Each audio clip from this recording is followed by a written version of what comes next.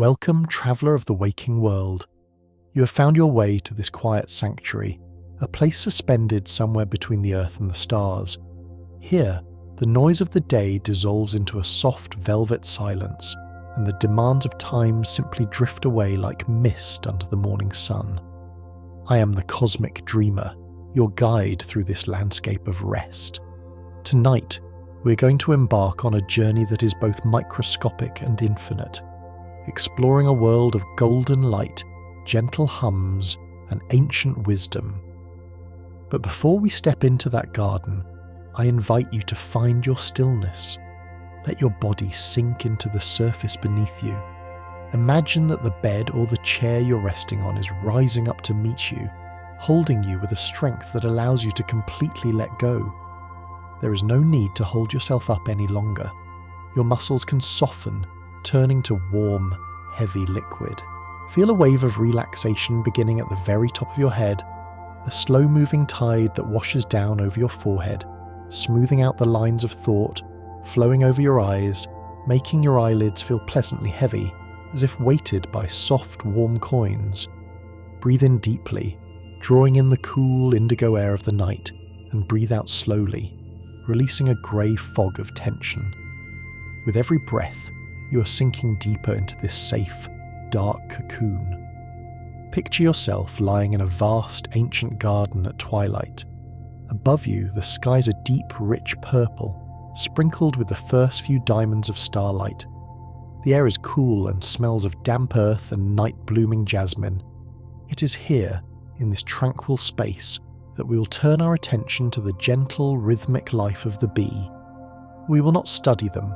Rather, we will float alongside them, observing their secrets, learning the relaxing rhythms of their existence, and letting their golden world colour our dreams. Let your mind drift now, untethered and free, as we begin to uncover the soothing truths of these small celestial architects. As we float through this twilight garden, casting our minds back through the corridors of deep time, we discover that the gentle hum we hear is a sound that has vibrated through the atmosphere for eons. Long before humans walked the earth, long before the great mammals roamed the plains, the bee was already here. Picture a world from 100 million years ago. It is a lush, green planet, thick with ferns and towering conifers, bathed in a warm prehistoric sun. It was in this Cretaceous era that the ancestors of the bees we know today first took flight. Imagine a single drop of golden resin trickling down the bark of an ancient pine tree. It is slow, viscous, and warm. In that sticky embrace, a tiny bee from this dawn of time might have been caught, preserved forever in a tomb of amber. Visualizing this amber now, you can see it glowing with an inner light, a translucent orange gem holding a perfect moment of stillness. This tells us that bees have been the caretakers of the world's flowers for deeper stretches of time than we can truly comprehend. They are the elders of the garden, carrying the wisdom of survival and adaptation in their tiny, delicate frames. When you see a bee today, you're looking at a design that nature perfected millions of years ago and decided never to change. They witnessed the rise of the mountains. They saw the continents drift apart to form the world map we know today. Their history is written not in books, but in the fossilized resin of ancient forests and the genetic memory of the floral world. To think of the bee is to think of endurance, of a lineage that has weathered ice ages and heat waves, always returning with the spring, always finding the bloom. It is a comforting thought, is it not? To know that some things are constant, that this small golden thread has been woven through the tapestry of life on Earth for 100 million years, unbroken and steady. From this ancient lineage, our focus drifts softly to the very purpose of their existence, a relationship so intimate and vital that it forms the very foundation of the living world. Imagine for a moment that you can shrink down, becoming small enough to stand upon the velvety petal of a blooming apple blossom. The petal feels like cool satin beneath you, white and flushed with pink. The air here is heavy with perfume, a sweet, intoxicating scent meant to act as a siren song. Into this fragrant arena descends the bee. This interaction is not merely a visit, it is a sacred exchange known as pollination. It is a kiss between the mobile animal kingdom and the stationary kingdom of plants. As the bee lands, its fuzzy body covered in fine branched hairs designed specifically to trap dust, brushes against the flower's anthers. Picture thousands of microscopic grains of pollen, golden and sticky, clinging to the bee's fur like stardust. The bee does not hoard this gold for itself entirely, but carries it forward. As it moves to the next blossom, seeking the sweet nectar hidden deep within the cup of the flower, it unknowingly brushes that life-giving dust onto the stigma of the new bloom. It is a silent act of creation. Every time a bee lands, a potential fruit, a seed, or a new generation of plants is born. They are the weavers of the landscape, stitching the garden together one flight at a time.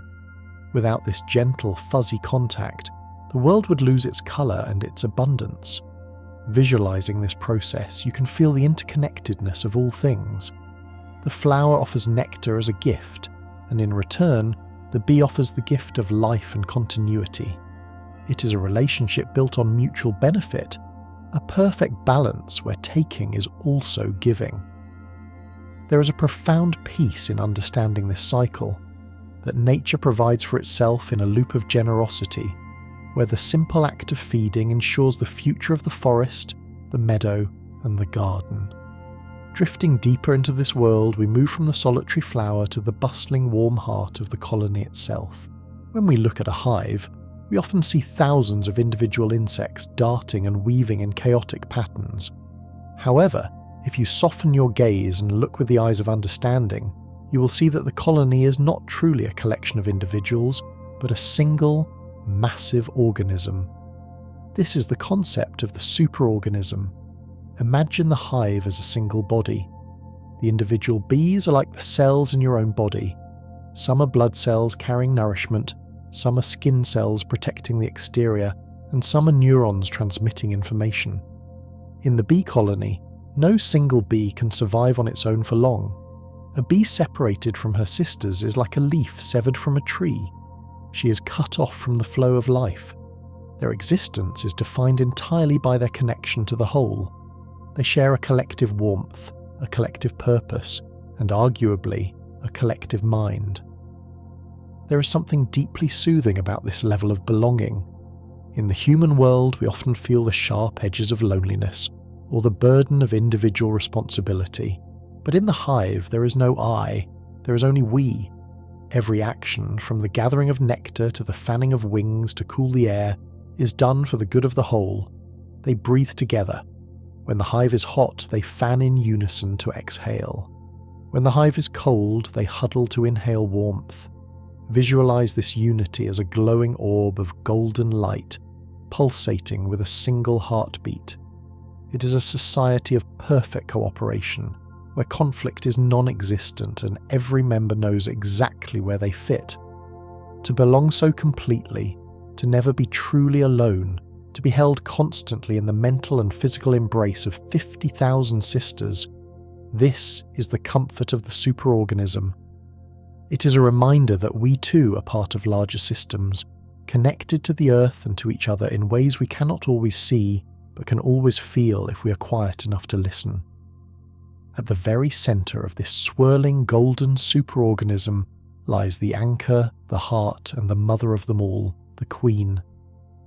But the creation of a queen is a story of magical transformation, a testament to the power of nourishment. Imagine a nursery within the dark, warm wax combs of the hive. There lie tiny pearlescent larvae, indistinguishable from one another. They're all born with the same potential, the same genetic map. However, the destiny of one is altered by a substance of mythical properties known as royal jelly. This milky, protein-rich secretion is produced by the nurse bees. While all larvae are fed a mixture of pollen and honey, the chosen queen is fed exclusively on this potent elixir. It is a diet of pure potential. Picture a chalice filled with this creamy white substance, a food so powerful it rewrites the biological destiny of the creature consuming it. Because of this royal jelly, the queen will grow nearly twice the size of her sisters. While a worker bee might live for only a few weeks of active summer days, the queen, sustained by the magic of her early diet, can live for years. 3, 4, or even 5 years, a veritable epoch in the insect world. She becomes a creature of fertility and longevity, the axis upon which the entire world of the hive spins. It is a beautiful thought to consider, that simply by changing what we consume, by receiving the highest form of nourishment, a common life can be transformed into royalty. The queen does not rule with an iron fist, she rules by simply being. Her presence releases pheromones, a chemical perfume that smells like home and safety to all her daughters. As long as she's there, laying the eggs that will become the next generation, the hive is calm. Her well-being is the well-being of the state. She is the living memory of the colony, the bridge between the past and the future, created solely through the alchemical magic of royal jelly. As the queen rests in the centre, her daughters venture out into the vast world, sometimes flying miles away from home to find the best blooms. But how does a bee tell her sisters where a rich patch of clover or a grove of linden trees can be found? They have no voice to speak, no maps to draw. Instead, they have developed a language of movement, a mesmerising performance known as the waggle dance. Imagine standing inside the hive. It is pitch black. No sunlight penetrates these walls. Yet, on the vertical surface of the wax comb, a returning forager begins to dance. She vibrates her abdomen, shaking it back and forth as she walks in a straight line, then loops back around to form a figure 8. This is not a random jitter. It is precise mathematical poetry. The angle at which she dances relates exactly to the angle of the sun outside the hive. Even in the dark, she carries the memory of the sun's position. If she dances straight up, the flowers are directly towards the sun. If she dances 20 degrees to the right, the flowers are 20 degrees to the right of the sun. The duration of her waggling tells her sisters the distance. The longer the dance, the farther the journey. Visualize this tactile communication. The other bees crowd around her, placing their antennae on her vibrating body, reading the map she is vibrating into existence. They can smell the scent of the flowers clinging to her, and they feel the rhythm of her excitement. Through this dance, she transfers an image from her mind to theirs. It is a form of telepathy through touch and motion. Think of the trust involved here. The sisters do not question her. They taste the nectar she offers, feel the direction of her dance, and then launch themselves out of the hive, flying with unwavering confidence toward a destination they have never seen, guided only by the vibrations of a sister in the dark. It is a seamless flow of information, a language older than words, spoken in the dialect of dance and geometry. And speaking of geometry, let us drift from the dance of the bees to the floor upon which they dance, the honeycomb itself. If you were to look closely at a piece of honeycomb, you would see a marvel of engineering that has puzzled and delighted mathematicians for centuries. The bees build their storage cells in perfect hexagons, 6-sided shapes that fit together without a single gap or wasted space. Why the hexagon? Imagine for a moment that you are a builder with a limited amount of wax. Wax is expensive to create. The bee must consume vast amounts of honey to produce just a tiny flake of wax from the glands on her abdomen. She cannot afford to be wasteful. If she built circles, there would be gaps between them. If she built squares or triangles, they would fit, but they would not offer the most storage space for the amount of wall material used. The hexagon is the perfect solution. It is the shape that holds the maximum volume of honey, with the minimum expenditure of wax. It is structurally sound, incredibly strong, and efficient. Picture the bees working together in the warmth of the hive, chewing the wax until it is soft and pliable, then moulding it with their mandibles. They work in the dark, yet they build walls of precise thickness, measuring angles that are exactly 120 degrees. This is sacred geometry in nature. It is a reminder that the universe has an order, a mathematical undercurrent that flows through all things. The bees tap into this universal logic instinctively. When you visualize the honeycomb, see it as a golden lattice. a crystalline structure of order and stability. It is a house built of mathematics, a fortress of efficiency where nothing is wasted and everything fits perfectly. It creates a sense of deep satisfaction, knowing that chaos can be organised into such a beautiful, reliable pattern. Now, let us turn our gaze from the static beauty of the comb to the dynamic miracle of flight. The wings of a bee are a defiance of what we once thought possible. For a long time, it was said that according to the laws of aviation, a bee should not be able to fly. Its body is too heavy, too round, and its wings are too small. But the bee, indifferent to the limitations of human physics, flies anyway. Slow down time in your mind's eye. Watch a bee as it prepares to take off. It does not flap its wings up and down like a bird. Instead, it sweeps them back and forth, almost like a swimmer treading water, but at a speed that blurs into invisibility. A honeybee beats its wings approximately 230 times every single second. This incredible frequency creates the sound we know so well, the buzz. That hum is the sound of summer. It is a resonant frequency, often close to the key of C major. But more than just a sound, the motion of the wings creates tiny hurricanes, miniature vortices of air above the wing surface that suck the bee upward. They are literally surfing on swirls of air that they create themselves. Feel the vibration of that hum in your chest. It is a grounding sound, a drone that connects the listener to the earth. To fly with such small wings requires immense energy and determination, yet the bee makes it look effortless, hovering over a lavender bush with the precision of a helicopter. It reminds us that we are capable of more than we think, that we can stay aloft even when the odds seem to be against us. The flight of the bee is a victory of spirit and mechanics, a frantic motion that results in a peaceful hover, suspended in the golden afternoon light. The ultimate goal of this flight, the treasure that the bee seeks and stores, is honey. But honey is far more than just a sweet treat. It is a substance of eternity. Picture the nectar as it sits in the flower, a watery, sugary liquid. When the bee drinks it, she stores it in a special honey stomach, separate from her digestive system. As she flies home, enzymes from her own body begin to mix with the nectar, breaking down complex sugars into simple ones. When she returns to the hive, the process of alchemy begins. The nectar is passed from bee to bee, each transfer further refining the substance. Then, it is deposited into the hexagonal cells we admired earlier, but it is still too watery. If left like this, it would ferment and spoil. So, the bees gather over the open cells and fan their wings, creating a draft that evaporates the water from the nectar. Slowly the liquid thickens. It turns from a pale, watery fluid into a thick, viscous amber gold.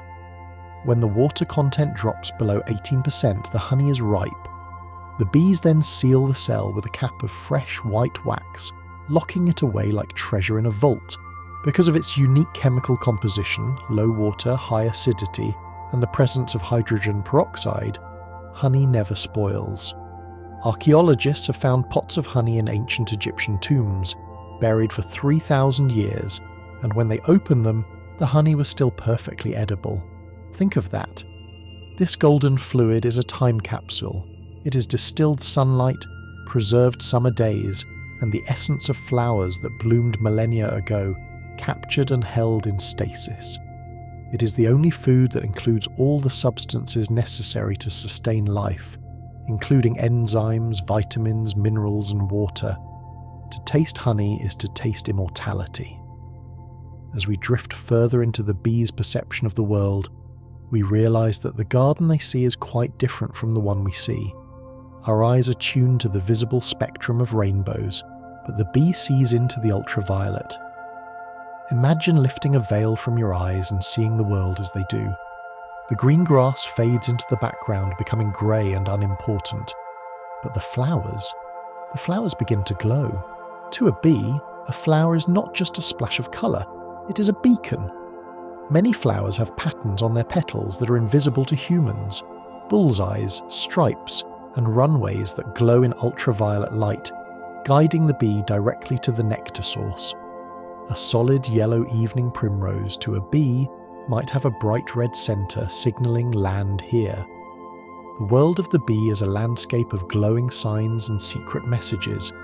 They see the polarization of sunlight in the sky, which allows them to navigate even on cloudy days, using the hidden patterns of light to find their way home. Visualizing this adds a layer of magic to the world around us. It suggests that there are layers of reality right in front of us that we cannot see, secret conversations between the flora and the fauna.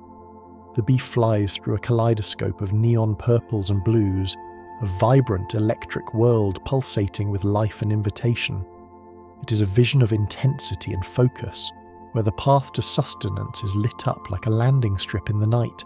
Finally, as the seasons turn and the warm days of summer fade into the crisp chill of autumn, the bees face their greatest challenge, the cold. Yet, they have a method of survival that is as cozy as it is brilliant. They do not hibernate in the traditional sense. They do not sleep the winter away. Instead, they form a winter cluster. Picture the interior of the hive as the snow begins to fall outside. The bees gather together in the centre of the hive, forming a tight, dense ball. In the very centre of this sphere is the queen. The bees on the outside of the cluster act as an insulating shell, packed tightly together to trap the heat. But they do not just sit there. They disconnect their wings from their flight muscles and begin to shiver. This shivering generates heat. By vibrating their flight muscles without moving their wings, they turn their bodies into tiny furnaces. The centre of the cluster, even when it is freezing outside, remains at a tropical temperature, keeping the queen warm and safe. It is a dynamic ball of warmth. The bees take turns. Those on the chilled outer edges eventually push their way into the warm centre to heat up, while those who have been cosy in the middle move to the outside to take their shift as the living insulation. Visualizing this winter cluster is the ultimate image of community and warmth, a sphere of life amidst the frozen stillness of winter. They share their body heat, rotating selflessly so that everyone survives. It is a slow, vibrating huddle against the dark, a promise that if they hold together, they will see the spring. It is a comforting thought to end on, that warmth can be created from within, and that by holding close to one another, we can weather any storm. And as we linger in the warmth of that winter cluster, holding on to the thought of collective survival, our minds drift to the walls that surround this cozy sphere. The hive is not merely a wooden box or a hollow tree, it is a fortress, sanitized and sealed against the elements by a miraculous substance known as propolis. To understand this, imagine returning to the forest on a warm day, standing before a poplar tree or a pine. You see the sticky, glistening sheen on the leaf buds, that resinous sap that trees produce to heal their own wounds. The bees, in their infinite wisdom, harvest this sap. Picture a forager landing on the bark, using her mandibles to laboriously scrape up this sticky amber glue.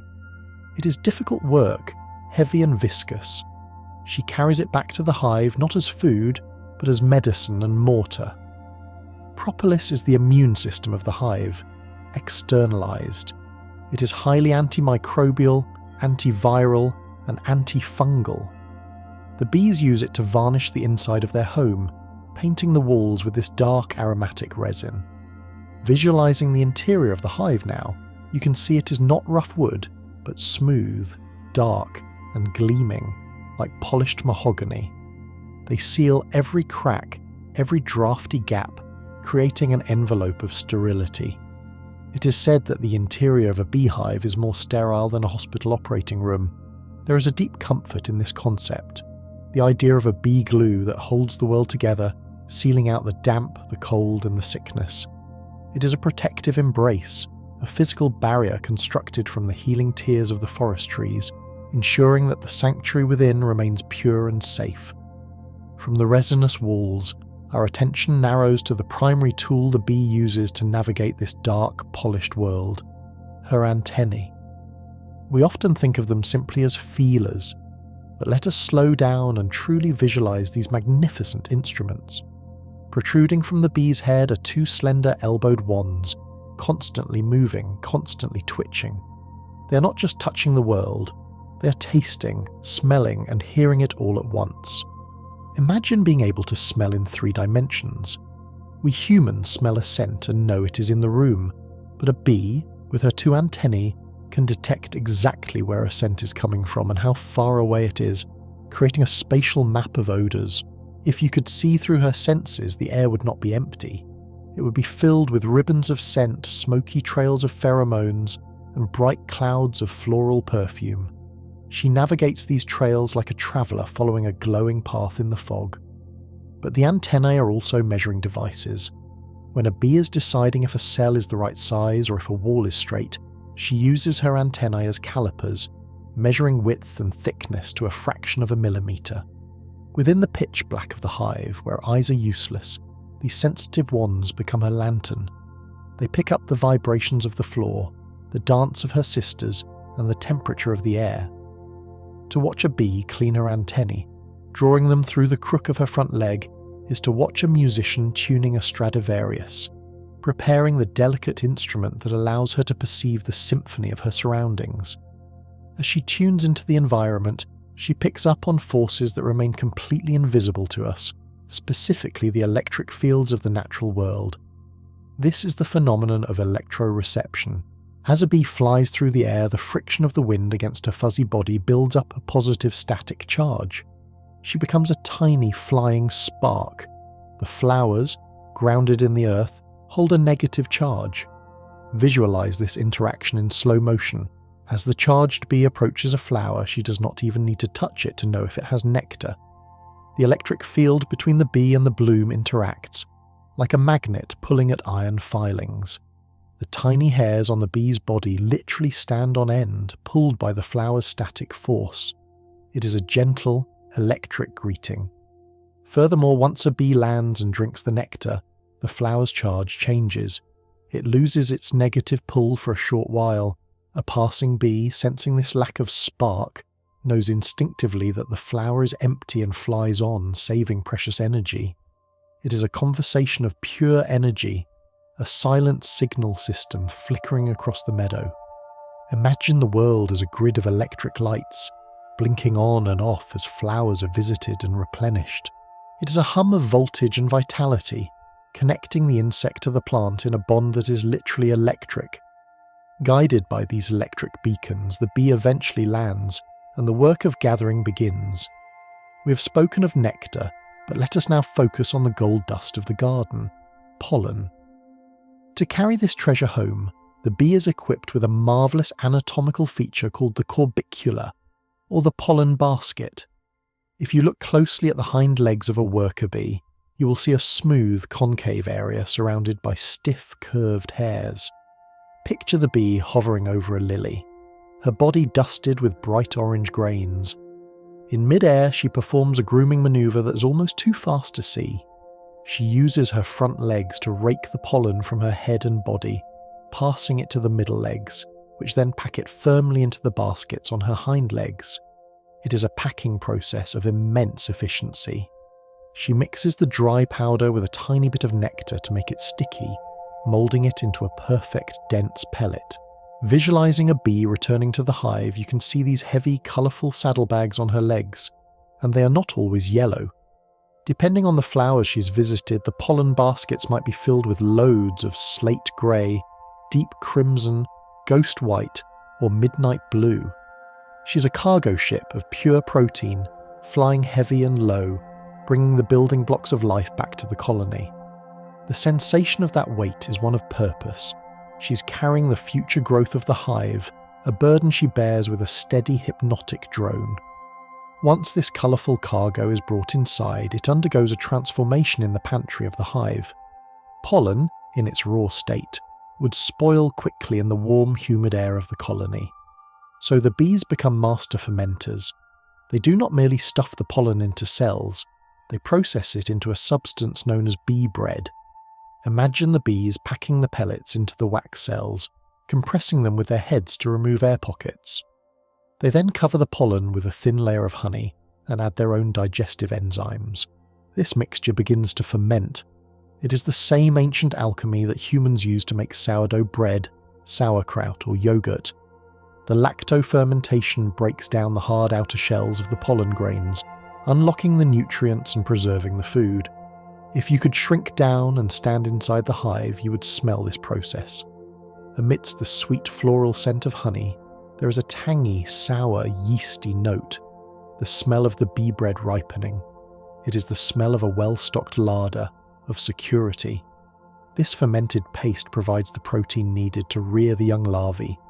It is the loaf of life, prepared with foresight and chemistry, ensuring that even when the flowers have faded, the colony has a nutritious preserved harvest to draw upon.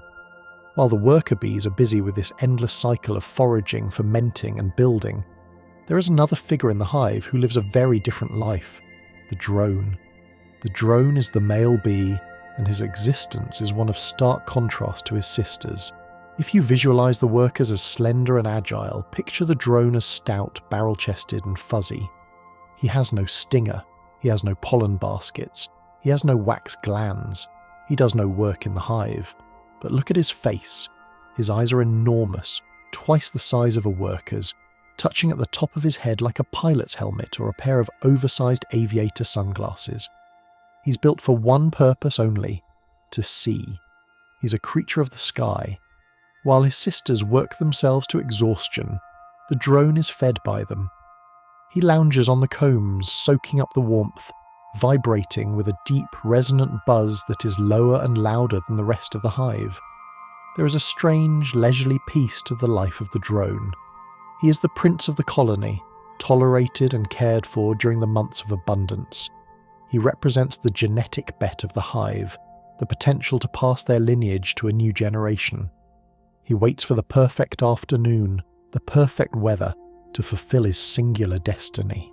Until then, he is a gentle giant, harmless and heavy, a symbol of the surplus and success of the colony that can afford to support him. When the time is right, usually on a warm, windless afternoon, the drones leave the hive. But they do not fly to flowers. They fly to specific, invisible locations in the sky known as drone congregation areas. These are mysterious places. Year after year, generation after generation, drones from all the surrounding hives will fly to the exact same patch of air, hovering anywhere from 30 to 90 feet above the ground. How do they know where to go? The drones that flew there last year are long dead. Yet the new generation finds the spot unerringly. It is believed they follow landscape features, the line of a forest edge, the dip of a valley, creating a map written in the terrain itself. Visualize a cone of air, filled with hundreds, perhaps thousands, of male bees, all hovering and circling, creating a roar like a distant waterfall. They are waiting for a queen. It is a floating ballroom, a high-altitude dance floor where they patrol in comets of longing. The air here is charged with anticipation. To float in this space is to be surrounded by the pure, raw drive of life trying to continue itself. It is a club that has been open for millions of years, located in the empty blue sky, held together only by instinct and the sun's position. While the drones wait in the sky, back in the hive, a monumental event known as swarming may be preparing to unfold. To a human, a swarm of bees can look terrifying, a swirling cloud of thousands of insects. But in the language of the bees, this is the act of birth. The superorganism is reproducing. When the hive becomes too full, when they have been too successful and the walls are bursting with honey and brood, they decide to split. The old queen, the mother of them all, prepares to leave. But before they go, something remarkable happens. The bees gorge themselves on honey. They drink until their honey stomachs are distended and tight. They are packing their suitcases for the journey. Because of this, a swarming bee is actually incredibly docile. She is drunk on honey, heavy, and physically unable to bend her abdomen easily to sting.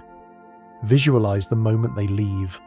A river of gold pours out of the hive entrance, taking to the air in a tornado of wings. But there's no anger here, only excitement. They fly a short distance and settle on a nearby tree branch, forming a beard of bees. This is the bivouac. They are homeless now, exposed to the elements, hanging in a quiet, clustered mass. There is a profound stillness in the centre of the swarm, a pause between the old life and the new. It is a leap of faith, leaving the safety of the fortress to hang in the open air, trusting that they will find a new sanctuary before the fuel in their bellies runs out. Suspended there on the branch, the swarm cannot stay for long. They need a new home. This is where the scout bees take charge, and we witness one of the most fascinating examples of democracy in the natural world. A few hundred scouts fly out in all directions, searching for a hollow tree, a cavity in a wall, or a rock crevice. When a scout finds a potential site, she inspects it with the rigour of a real estate agent. She walks the interior, measuring the volume, they prefer about 40 litres, checking the size of the entrance, small is better for defence, and ensuring it faces south for warmth. She then returns to the swarm and performs the waggle dance on the surface of the cluster. But here is the miracle. She's not just giving directions, she is campaigning. The more enthusiastic her dance, the better the sight. Other scouts fly off to check her claims. If they agree, they return and dance for it too. Gradually, a consensus builds. The swarm does not move until a quorum is reached, until enough scouts agree on the same location. It is a debate without ego, a voting process based purely on the survival needs of the group. Once the decision is made, the entire cloud lifts into the air at once, guided by the scouts to their new front door. It is a decision made by a collective mind, accurate and unified. Finally, after the labour of building, the frantic energy of swarming, and the endless miles of foraging, we must ask, do bees rest? Do they sleep? The answer is a gentle yes. Even the busiest creatures on Earth need to recharge. Visualize a worker bee at night deep within the hive. The chaotic bustle of the day has slowed. She finds an empty cell or a quiet corner on the comb. As she relaxes, her posture changes. The most telltale sign is her antennae. Those constant twitching wands we spoke of earlier stop moving. They droop downward, surrendering to gravity. Her body sinks lower against the wax. Studies have shown that bees experience distinct stages of sleep, including deep sleep. If you were to gently nudge a sleeping bee, she would be slow to respond, groggy and heavy with slumber. It is in this state that they consolidate the memories of the day, the location of the best clover, the path through the woods, the smell of the linden trees. Just like us, they process their world in the quiet dark. There is something incredibly endearing about the image of a sleeping bee. This tiny engine of nature powered by sunlight and sugar, finely winding down. Picture rows of them, tucked into the combs, antennae drooping, breathing softly in the warm, honey-scented dark. It is a permission slip for your own rest. If the bee, with all her responsibilities to the superorganism, can take the time to stop, to droop, and to drift into nothingness, then so can you. The hive sleeps, pulsating gently, recharging for the sun that will surely rise again. As we drift deeper into the stillness of this sleeping hive, resting our minds alongside the slumbering worker, we begin to wonder what exactly is happening within that tiny resting head. It brings us to the marvel of the bee's mind, a speck of matter no larger than a sesame seed, yet containing a universe of complexity. In the quiet of the night, while her body is still, the mushroom bodies of her brain, dense clusters of neurons specifically dedicated to learning and memory, are glowing with activity. Consider for a moment the sheer impossible density of this intelligence. We often equate size with capacity, assuming that to think deeply one must be large. But the bee defies this. She carries a cognitive map of miles of territory. She remembers the specific time of day that the bluebells open their petals versus when the dandelions release their pollen. She understands the abstract concepts of same and different. Visualize the neural pathways firing in the dark, a microscopic lightning storm of knowledge. It is a reminder that wisdom does not require bulk, it requires connection. The bee's brain is a masterpiece of efficiency, holding the blueprint of the entire meadow. the position of the sun, and the memory of 1,000 scents, all packed into a space smaller than a grain of sand. And within this tiny, potent mind, there lies a capability that touches the very heart of our relationship with them, the ability to recognize faces. It was once thought that insects saw us merely as moving landscapes, as lumbering giants of shadow and motion. But we now know that bees can learn to recognize specific human faces. Imagine walking into your garden day after day, tending to the herbs and the flowers. To the bees, you're not just a force of nature, you're a known entity. If you're calm, if you move with the slow, deliberate grace that they respect, they learn the topography of your features. They map the distance between your eyes, the shape of your nose, the line of your jaw. There is a profound intimacy in this realization. When a bee hovers near you, pausing in the air at eye level, she's not merely checking for threats, she may well be greeting a familiar neighbor. Visualize that moment of contact, the golden insect hovering, the soft hum of her wings, and the realization that she sees you.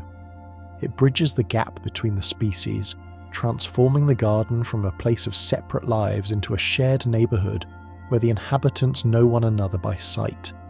You are part of her map. While nectar is the fuel that powers this flight and pollen is the protein that builds their bodies, there is another element, pure and simple, that the hive cannot survive without: water. We rarely think of bees as thirsty, yet on hot summer days, the search for water is just as desperate as the search for flowers. Picture a mossy stone by the edge of a stream, or a dew-filled leaf in the early morning. This is the drinking fountain of the bee. Water collectors are a specialized caste of foragers. They do not seek sweetness, they seek the cool, clear essence of life. Visualize a bee landing on the surface of a pond. She cannot swim, so she must be careful. She stands on a floating lily pad or grips the rough edge of a wet rock, unrolling her proboscis like a straw to sip the liquid. She's gathering coolness. She fills her crop not with heavy honey, but with weightless water, becoming a tanker of hydration. When she returns to the hive, she brings this gift to the house bees who are waiting eagerly. It is a refreshing thought. The simplicity of water carried drop by drop to sustain the complex city of gold. It reminds us that no matter how advanced or busy a society becomes, we all return to the same elemental needs. But why do they need so much water? This brings us to the ingenious concept of the hive's air conditioning. The interior of the brood nest, where the babies are growing, must be kept at a precise 95 degrees Fahrenheit. If it gets too hot, the larvae will perish. If it gets too cold, they will not develop. In the height of summer, under the blazing noon sun, the wooden box of the hive should be an oven. Yet, inside, it is a climate-controlled oasis. Visualizing this process reveals a feat of engineering that predates human technology by millions of years. The water collectors return and spread the water in thin films over the capped cells of the honeycomb. Then, thousands of worker bees position themselves in rows, facing the entrance or standing over the wet combs. They anchor their feet and beat their wings furiously, not to fly, but to move air. This creates a powerful draft that evaporates the water, pulling the heat out of the air just as sweat cools our skin. If you were to place your hand near the entrance of a hive on a hot day, you would feel a steady, strong breeze blowing out. The exhaust of their ventilation system. They are literally exhaling the heat. It is a hum of collective effort, a roar of wings working in unison to turn the hive into a cool, breezy cavern. Imagine the sensation of that cool air on your face, a testament to their ability to alter their own environment through cooperation and physics. Within this climate-controlled environment, when new wax needs to be built, the bees engage in a behavior that is perhaps the most visually poetic of all: festooning. Wax does not come from the outside world. It is secreted from glands on the bee's own abdomen. To produce it, they need heat, and they need a scaffold. So, they build a living ladder. Imagine looking into a gap in the hive where a new comb is needed.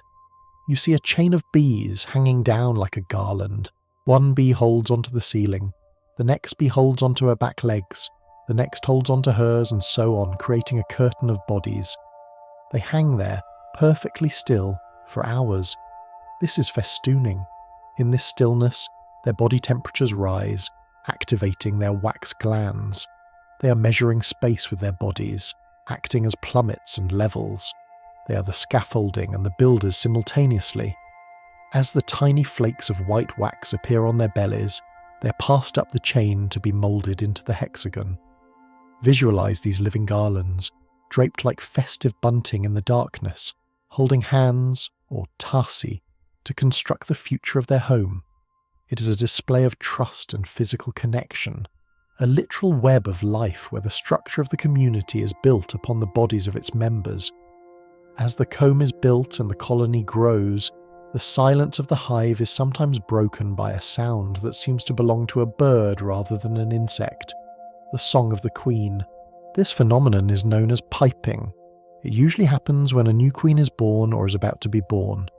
It is a high-pitched rhythmic sound, toot toot toot, that resonates through the wax combs. Imagine the hive as a sounding board. The queen presses her thorax against the comb and vibrates her wing muscles, sending the signal rippling through the structure. It is a proclamation of existence, a royal decree broadcast through the floorboards. Other queens, perhaps still trapped in their wax cells, will hear this and respond with a lower muffled quack, quack, quack. It is a conversation between rivals, between sisters, a sonar ping in the dark to establish who is present and who is dominant. For the beekeeper, hearing the queen's pipe is a magical, rare moment, a glimpse into the acoustic world of the insect. It reminds us that the hive is not just a chemical and visual world, but a sonic one, filled with vibrations, hums, and these strange, piercing songs of royalty echoing in the dark. While the queen sings her song of presence, the workers have their own way of calling to one another, a beacon made not of sound but of scent. At the tip of the worker, bee's abdomen lies a gland known as the Nasonov gland. When a bee needs to say, "Come here, this is home," or "We're safe," she exposes this gland and fans her wings. Picture a lost bee, confused by the wind, trying to find her way back to the entrance. Suddenly she catches a drift of something on the breeze. To a human nose, the Nasonov pheromone smells remarkably like lemongrass, citrusy, fresh, and clean. To a bee, it smells like the ultimate comfort. You will often see bees standing at the entrance of the hive, their back legs high in the air, their abdomens tipped upward, fanning furiously. They are broadcasting the scent of home. They are living lighthouses, sending out a beam of citrus perfume to guide their sisters in from the fields. Visualize this scent as a golden ribbon in the air, a pathway that pulls the weary traveller back to safety. It is a gesture of guidance, ensuring that no one is left behind, a chemical shout of "We are here." Sometimes, however, the scent is missed, or the wind is too strong, and a bee drifts into the wrong hive. This phenomenon, known simply as drifting, speaks to the surprising tolerance of the honeybee under the right conditions. Usually guard bees are strict, but if a drifter arrives with a full stomach, laden with nectar or pollen, she's often allowed in. Imagine a tired traveller, heavy with gold, stumbling into the wrong house. She's not attacked, she's accepted. She unloads her treasure into the stores of this adopted family, and likely stays there for the rest of her life. She integrates seamlessly. In the grand scheme of the apiary, the boundaries between families can be porous when the intention is to contribute.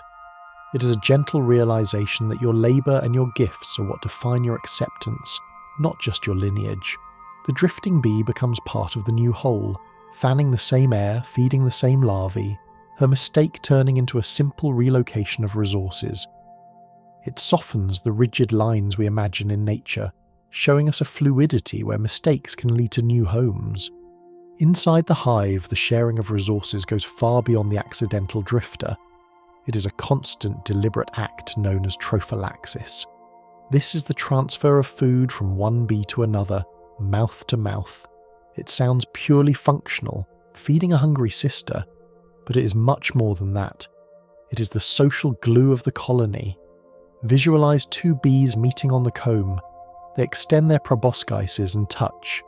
A drop of nectar is passed, but within that nectar are chemical messages, proteins, and hormones. It is a communication network. By sharing food, they are sharing information about the health of the queen, the state of the honey stores, and the needs of the brood. The social stomach connects every bee in the hive. A drop of sugar water fed to a bee at the entrance can be distributed to the entire colony of 50,000 bees within hours. They are chemically bound together. Imagine this web of nourishment, a constant flow of energy and information passing from sister to sister, ensuring that everyone is on the same wavelength. It is a kiss of life and logic, a way of staying connected that ensures no bee is ever truly hungry, as long as the hive has food. But what of the bees that do not belong to this intense connected superorganism? As we let our minds wander from the bustling city of the honeybee, we drift toward the quiet, solitary lives of the vast majority of bee species. For every honeybee hive, there are thousands of solitary bees living secret, private lives in the nooks and crannies of the world. Let us focus on the gentle mason bee. Unlike the golden honeybee, she's often a deep metallic blue or a shimmering emerald green. She does not have a queen. She does not have a hive to defend. She's a single mother, working alone to build a nest for her offspring. Picture her finding a hollow reed or a small hole in an old wooden fence. She brings in mud, soft wet clay to build walls. She gathers pollen and nectar, not for a colony, but for a single egg. She works with a quiet, tireless dedication. She's docile, rarely stinging, for she has no honey stores to protect. Visualizing the mason bee allows us to see the diversity of this family. She's the independent artisan of the garden, the potter who crafts tiny clay chambers.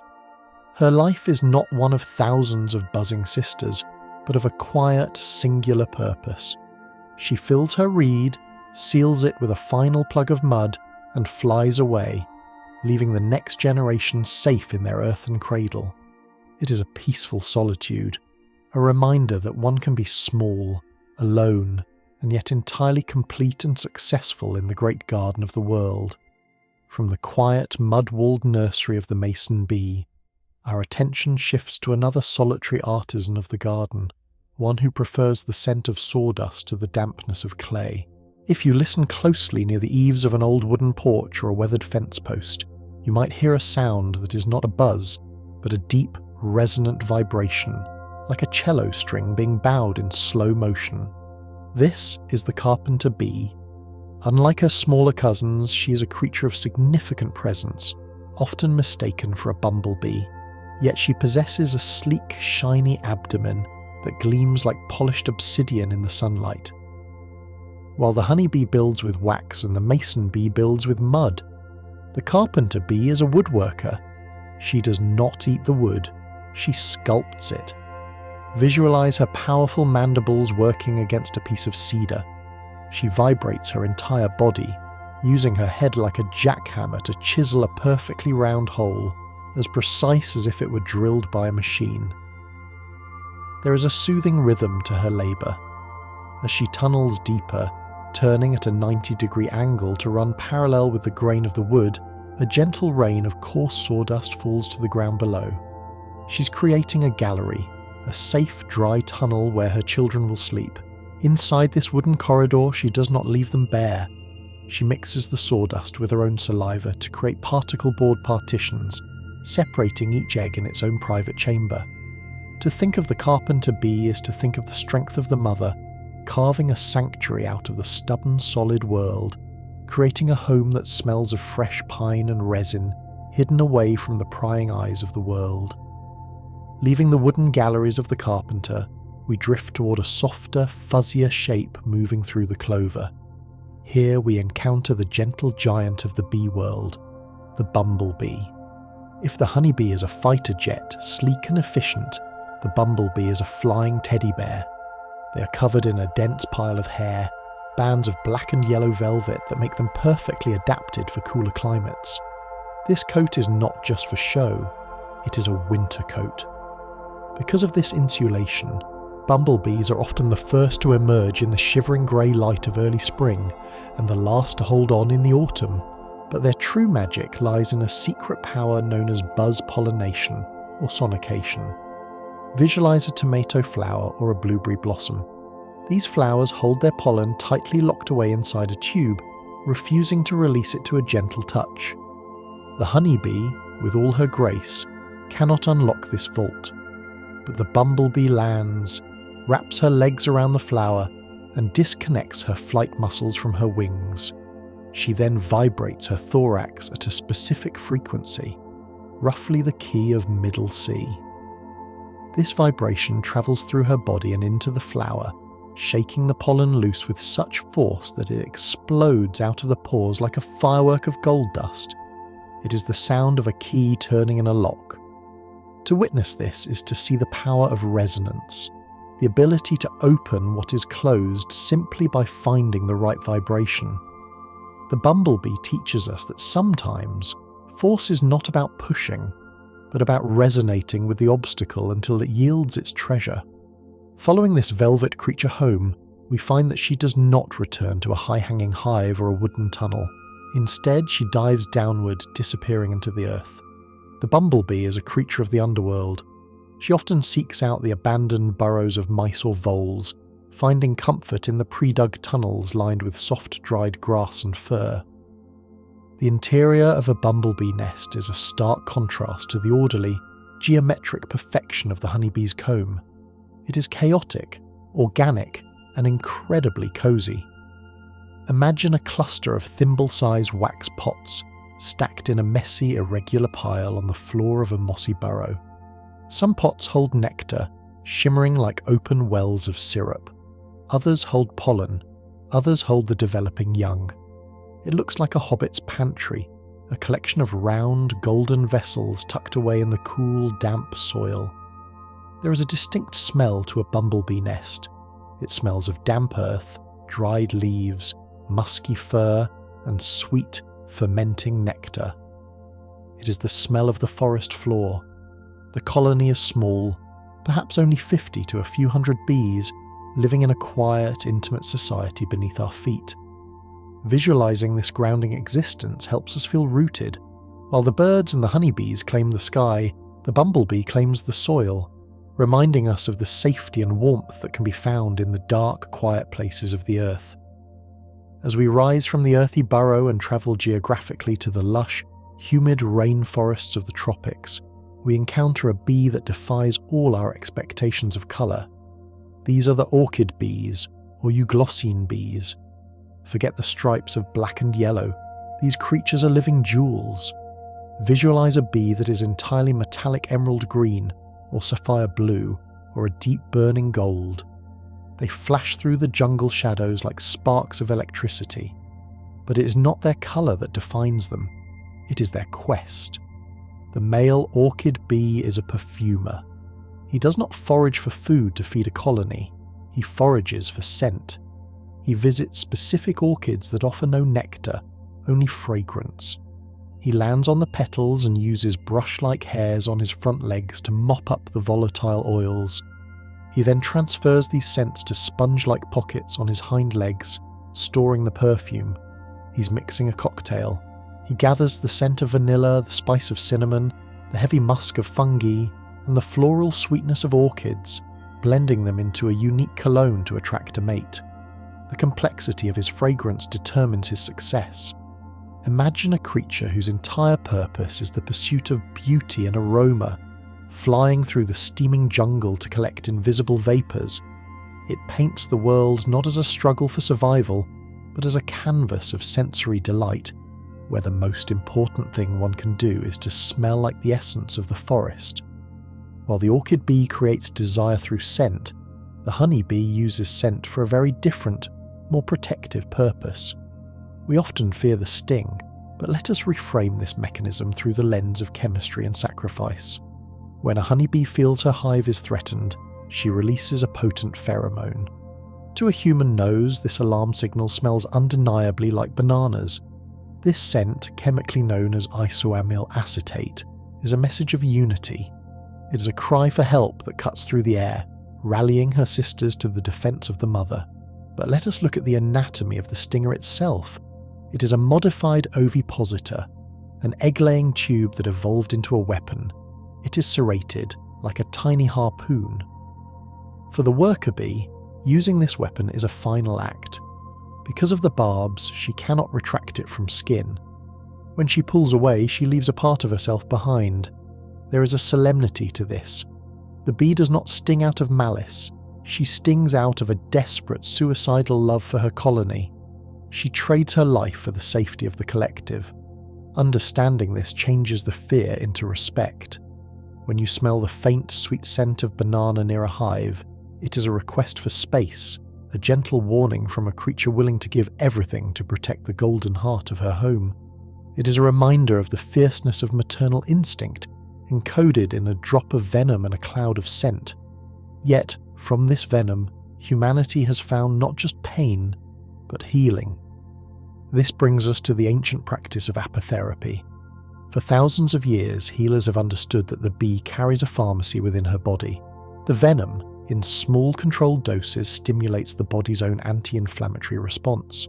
Picture the ancient clinics of China or Egypt, where the bee was revered as a doctor. Beyond the venom, there is the miracle of raw honey applied to wounds. Because honey is hygroscopic, meaning it draws moisture out of the air and out of bacterial cells, it creates a barrier that no infection can cross. Visualize honey being spread over a burn or a scrape. It feels cool, soothing, and instantly seals the injury from the air. It also contains an enzyme called glucose oxidase. When honey touches the moisture of the skin, this enzyme slowly releases low levels of hydrogen peroxide, the same bubbly liquid we use to clean cuts, but delivered in a gentle time-release formula. The bee has effectively created a biological bandage that disinfects and heals simultaneously. To think of the bee is to think of a creature that brings wellness, whose very byproducts are balms for the broken and the sore. This healing sweetness has also been the centre of celebration for as long as humans have gathered together. We drift now to the history of mead, likely the oldest alcoholic beverage known to mankind, predating wine and beer. Imagine a hollow tree in the ancient world filled with honey that filled with rainwater during a storm. Wild yeast from the air settled into this mixture, and the sun warmed it. A passing hunter-gatherer tasted it and found it transformed, warming, intoxicating, and magical. This honey wine became the drink of kings and poets. In Norse mythology, the mead of poetry would turn anyone who drank it into a scholar or a skald. But its most romantic legacy is hidden in the word honeymoon. In medieval times, it was traditional for a newlywed couple to be given enough mead to last for one full moon cycle, 1 month. They would drink this golden elixir nightly to ensure fertility and happiness. Visualize the heavy golden goblet in your hand. The liquid is thick, smelling of wildflowers and warm alcohol. As you sip it, you're tasting the sunlight of a summer that happened years ago, fermented and preserved. It warms the belly and slows the mind. It is the distilled essence of celebration, a bridge between the hard work of the bee and the joy of the human, united in a cup of liquid gold. And what of the vessel that holds the honey and the light that illuminates the feast? We turn our gaze to beeswax. We spoke of how they build with it, but let us focus on the substance itself when it enters our human world. Beeswax is a miracle of clean energy. Unlike paraffin, which is a petroleum product, beeswax is born from the nectar of flowers. When you light a beeswax candle, you are literally releasing the energy of the sun that was captured by the plant, turned into nectar, eaten by the bee, and secreted as wax. It is stored sunlight. As it burns, it emits a light that is on the same spectrum as the sun, but more than that, it cleans the air. Burning beeswax releases negative ions which bind to dust and allergens in the air, pulling them to the ground. Sensory-wise, a beeswax candle does not need artificial perfume. As the flame melts the golden pool of wax, a subtle, warm scent fills the room. It smells of honey, of warm hay, of pollen, and of the hive itself. It is a comforting, primitive smell. Visualize a room lit only by this natural flame, the shadows soft and warm, the air smelling sweet and clean. It is the simplest form of magic, bringing the light of the summer garden into the dark of the winter house. As we taste the honey that inspires these creations, we begin to realize that not all honey is the same. This introduces the concept of terroir, the taste of the place. Just as wine tastes different depending on the soil the grapes were grown in, honey is a flavor map of the landscape. A bee flies within a 3-mile radius of her hive. If that radius is filled with tupelo trees in the Florida swamps, the honey will be light, buttery, and greenish gold, with a high fructose content that means it rarely crystallizes. If the hive sits in a field of buckwheat, the honey will be black as motor oil, thick and taste of molasses and malt. If it is in a field of lavender in Provence, the honey will be pale cream and taste floral and spicy. Imagine lining up jars of honey on a windowsill, the light shining through them. They range from water white to deep amber to near black. To taste them is to travel. A spoonful of acacia honey is a trip to the forests of Hungary. A spoonful of thyme honey is a trip to the rocky cliffs of Greece. The bee is a geographer. She concentrates the essence of a specific location into a jar. When you eat honey, you are eating the landscape, tasting the weather, the soil, and the blooms of a specific point in time and space. Finally, we arrive at a phenomenon that often confuses the honey lover, but is actually a sign of purity: crystallization. Over time, most honey will turn from a clear liquid into a solid, granular state. Many people think it is spoiled, but the opposite is true. It is the honey trying to return to its most stable state. Visualize the molecular dance happening in the jar. Honey is a supersaturated sugar solution. There is more sugar than the water can hold. Over time, the glucose separates from the water and forms tiny crystals. These crystals spread, locking the honey into a lattice. Depending on the nectar source, the texture can vary. Some honey crystallizes into a texture like coarse sand, sugary and crunchy on the tongue. Others, like creamed honey, set into a texture like soft butter, smooth and spreadable. Imagine the sensory experience of spreading crystallized honey on warm toast. It does not run or drip. It sits like a soft golden blanket, and as the heat of the toast warms it, the crystals melt back into liquid, releasing a burst of aroma. It is a shape-shifting food, moving between solid and liquid, refusing to be static, always reacting to temperature and time. It is a reminder that nature is never truly frozen. It is always in a slow, sweet process of becoming something else. And just as the honey shifts its form from liquid to solid, responding to the subtle chemistry of time, so too does the bee interact with the changing textures of the world around her, molding them to fit her needs. While the honeybee works with wax and the mason bee with mud, there is another artist in the garden who works with the very tapestry of the leaves themselves. This is the leaf-cutter bee, a solitary tailor of incredible precision.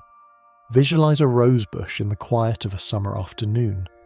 If you look closely at the serrated green leaves, you might see a shape that seems impossible in nature. A perfect, smooth circle, as if punched out by a machine. This is the work of the leaf cutter. She does not eat the leaf. She harvests it as a building material. Picture her landing on the edge of the greenery, using her mandibles like a pair of high-quality tailoring shears. In a matter of seconds, she snips a flawless disc of plant tissue. She curls this green coin beneath her body, holding it tight, and flies it back to her nest, which is often a hollow stem or a tunnel in rotting wood. There she performs a feat of origami. She rolls the leaf fragments into a tube, creating a majestic green cigar-shaped cradle. Inside this leafy scroll, she places a provision of pollen and nectar, lays an egg, and then seals it with another perfect circle of leaf. To imagine this is to see the garden as a fabric store, where the bee selects the finest silks and cottons of nature to wrap her children in a breathable organic blanket, smelling of fresh chlorophyll and summer rain. But while the leafcutter builds her bed from the walls of the garden, there is another bee who finds her bed already made, plush and waiting for her every evening.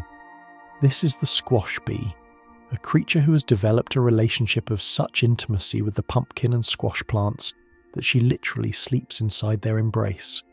Picture a sprawling pumpkin patch in the early morning. The massive orange trumpet flowers are open wide, inviting the world in.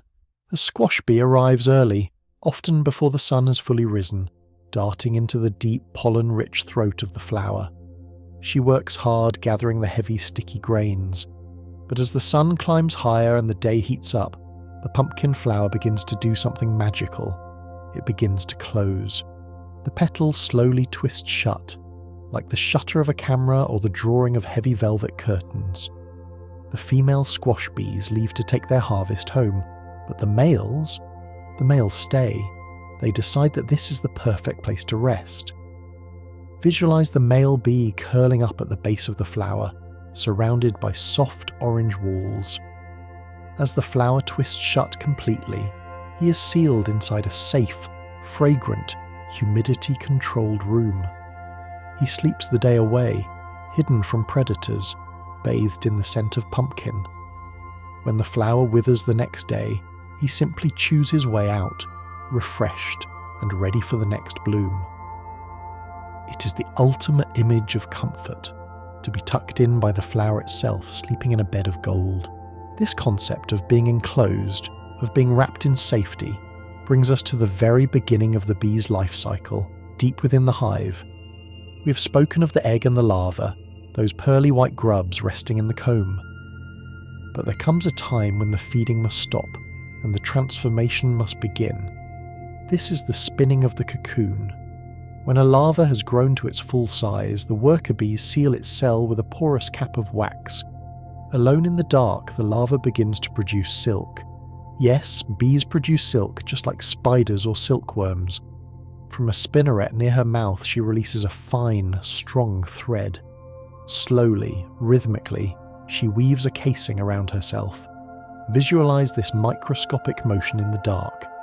She moves her head back and forth, layering the silk against the walls of the wax cell. It is a lining of pure luxury, a sleeping bag that will protect her during her most vulnerable moment. This silk cocoon reinforces the comb, making old wax stronger and darker than new wax. It is a private sanctuary, a dressing room where she will shed her skin and step into the most profound mystery of biology, metamorphosis. Inside that silken sleeping bag, the larva does not merely grow wings and legs. The process is far more radical. The larva actually dissolves. Her body releases enzymes that break down her own tissues, turning her into a rich, fluid soup of potential. She returns to a liquid state, a collection of proteins and nutrients.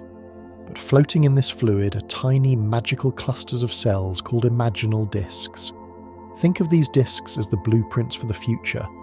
There is a disc for the eyes, a disc for the wings, a disc for the legs. In this soup of undoing, the imaginal discs begin to feed and grow, using the recycled material of the larva to build the adult bee. It is a total reconstruction. If you were to open the cell at this moment, you would not see an insect. You would see the raw material of life waiting to be shaped. It is a comforting thought for anyone going through a time of change. To become something new, sometimes we must come completely undone. We must dissolve the old structures to build the wings that will allow us to fly. The bee surrenders completely to this process, trusting that the soup of the self will reassemble into a creature of air and light. Eventually the reconstruction is complete. The fluid solidifies into the hard exoskeleton.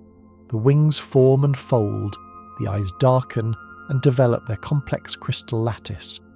The bee is now an adult, but she's not yet part of the world. She's a callow bee. She's pale, her fuzzy hair is matted and grey, and her exoskeleton is soft, like a fingernail that has been in water too long. She must chew her way out. Visualize the first moment of effort as an adult. She uses her mandibles to gnaw at the wax capping that has sealed her in for 12 days. She cuts a jagged circle, much like the leaf cutter, and pushes her head through. The first sensation she feels is the touch of her sisters. They are there waiting. As she climbs out, stumbling a little on her new legs, the other bees do not ignore her. They immediately begin to groom her. They use their tongues to lick her clean, helping to dry her hair and harden her shell. They feed her fresh nectar. It is a birth without trauma, a seamless entry into a society that is ready to receive her. She is born into a crowd of 50,000, yet she is instantly recognized as family. She is soft, vulnerable, and entirely safe. For the first few weeks of her life, this new bee will not leave the dark safety of the hive. She works as a nurse, a builder, and a cleaner. But eventually the call of the sun becomes too strong. The time comes for her orientation flight, often called the maiden flight. This is a moment of pure awakening. Visualize the young bee stepping onto the landing board at the entrance of the hive. For the first time, the ultraviolet light of the sun hits her compound eyes. The breeze touches her antennae. She launches herself into the air, but she does not fly away. Not yet. She hovers. She turns to face the hive, flying in slowly widening circles. She is memorizing home. She looks at the hive entrance, then the branch above it, then the rock to the left, then the horizon. She's imprinting the landscape onto her brain. She's calibrating her internal GPS. It is a dance of location, a hovering waltz that says, "This is where I belong. This is where I must return." It is a lesson in mindfulness. Before we rush out into the world, we must first firmly understand where we stand. Once she begins her foraging life, she exhibits a trait that is a lesson in focus and discipline for us all: flower fidelity. You might think a bee flies randomly from a rose to a tulip to a daisy, sampling the buffet of the garden. But this is not the case. When a honeybee leaves the hive in the morning, she makes a choice. If she visits a clover flower and finds it rich in nectar, she will bypass every other flower in the garden to find another clover. She becomes a specialist. For that entire trip, and often for the entire day, she remains faithful to that single species. This is incredible efficiency. She learns the specific geometry of the clover, exactly how to land, exactly where the nectar is hidden.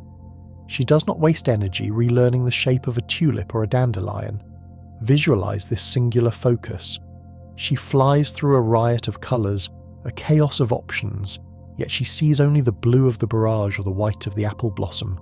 She's a creature of intention. By staying faithful, she ensures that the clover is pollinated by clover pollen, not wasted daisy pollen. It is a perfect symbiosis born of concentration. It reminds us that true productivity comes not from multitasking, but from giving our whole self to one thing at a time. But how does she know when to visit? This brings us to the bee's internal clock, a sense of time so precise it rivals our digital watches. Flowers are not open all the time. Some, like the morning glory, offer nectar only in the early light. Others, like the buckwheat, are generous only until noon. The bee knows this. She possesses a circadian rhythm that allows her to be punctual. If you put a dish of sugar water out at 10 a.m. for a few days, the bees will arrive at 9:55 a.m. on the fourth day, waiting for the cafe to open.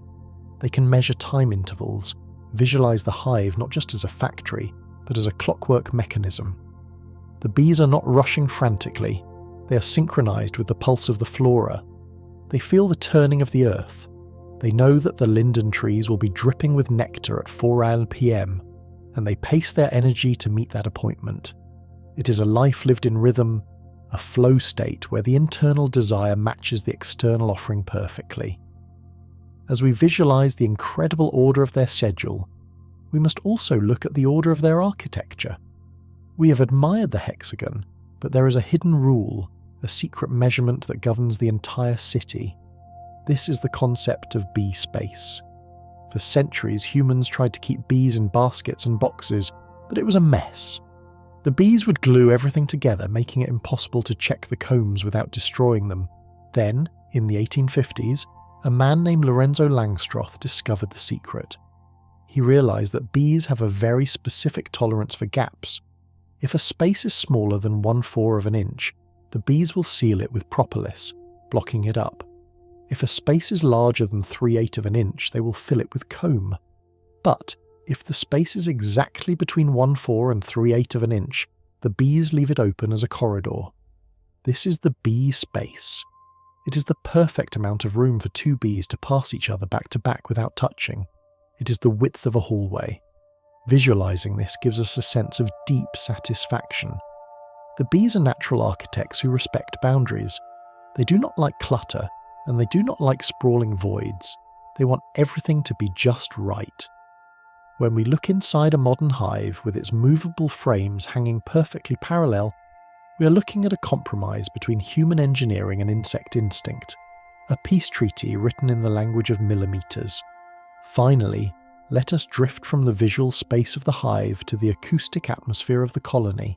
We spoke of the queen's piping and the wings hum, but there is a deeper sound, a collective vibration known as the warble or the purr of the hive. When a colony is happy, well-fed, and has a healthy queen, they emit a specific frequency. It is a low, steady drone, often described by beekeepers as the sound of a distant waterfall or a meditative om. This is not the angry buzz of defense, nor the high-pitched whine of flight. It is the sound of contentment. Researchers suggested that this frequency is often around 432 Hz, or in the alpha wave range, the same frequencies that induce relaxation in the human brain. To sit with your ear pressed against the warm wood of a hive is to listen to the sound of pure productivity and peace. It is a white noise made of 50,000 tiny breaths and beating hearts. Visualize yourself shrinking down, curling up in a hammock of wax within the hive, surrounded by this vibration. It moves through your body, loosening tight muscles, calming a racing mind. It is the song of the superorganism, a lullaby that says, "All is well. The work is being done. The winter is far away. Rest now." It is a sound that connects us to the very heartbeat of the earth, a drone that has been vibrating in the forests of the world for millions of years, and now it vibrates just for you. Listening to that deep, meditative warble of the colony, we find ourselves immersed in a sound that transcends the boundaries of day and night. But if we were to open our eyes within this vibrating sanctuary during the midnight hours, we would witness a secret world that remains hidden from the bees themselves. This brings us to the fascinating phenomenon of the bees' visual spectrum, specifically their blindness to the colour red. Imagine a beekeeper entering the apiary under the cover of darkness. They do not carry a bright white flashlight, which would wake the colony and send the guard bees into a frenzy of defence. Instead, they carry a light that glows with a deep ruby red hue. To the human eye, the hive is bathed in a soft crimson twilight, revealing the workers moving slowly over the combs, continuing their nocturnal processing of nectar. But to the bee, this red light is indistinguishable from total darkness. Visualize this scene of invisible observation. The beekeeper stands like a ghost in the room, watching the private lives of the hive unfold without ever disturbing the peace. The bees continue their slow, rhythmic fanning. They continue to feed the larvae. They continue to seal the honey, completely unaware that they are being watched. It is a moment of profound stillness, a window into their world where the observer and the observed exist in two different realities of light. It reminds us that what we see is only a fraction of what exists, and that sometimes safety lies in simply operating on a different wavelength, hidden in plain sight within the red shift of the night. On the front porch of this darkened hive, or perhaps under the soft glow of the moon, you might witness a behaviour that has baffled scientists and delighted observers for centuries, the act of washboarding. This is a collective dance of mystery. Picture a row of worker bees standing shoulder to shoulder on the vertical wooden face of the hive entrance. They are spaced perfectly, like rowers in a galley or dancers on a stage. In unison, they begin to rock. They plant their 4 hind legs firmly on the wood and swing their upper bodies forward and backward, scraping their front mandibles against the surface in a rhythmic, sweeping motion. Forward and back, hundreds of them moving together in a hypnotic trance. They are not cleaning the wood, for they do this even on brand new surfaces. They are not feeding, they are simply rocking. Visualize the rhythm of this motion. like the swaying of wheat in the wind or the lapping of waves against a shore. Some believe it is a group-stretching exercise, others think it is a way to polish the landing board, but perhaps it is simply a social ritual, a way to bond through synchronized movement. Watching it induces a state of heavy-lidded relaxation. It is a reminder that not everything needs a pragmatic purpose. Sometimes, the simple act of moving together, of finding a shared rhythm with those around you, is reason enough to exist. It is the hive's own rocking chair, soothing the colony into a state of synchronized peace. As they rock, you might notice the delicate shimmer of their wings folded over their backs. We often think of a bee as having 2 wings, but in reality, they have 4, 2 large forewings and 2 smaller hind wings. However, for these 4 wings to function as a single aerodynamic unit during flight, nature has devised a mechanism of exquisite mechanical beauty known as the hemuli. Imagine looking at the edge of the bee's wing through a powerful microscope. Along the leading edge of the smaller hind wing, there is a row of tiny curved hooks, looking exactly like the hooks on a strip of Velcro. Along the trailing edge of the larger forewing, there is a folded groove. When the bee prepares to fly, she brushes her wings together, and these tiny hooks catch the groove, zipping the 2 wings together into one large, sturdy surface. Visualize this act of connection.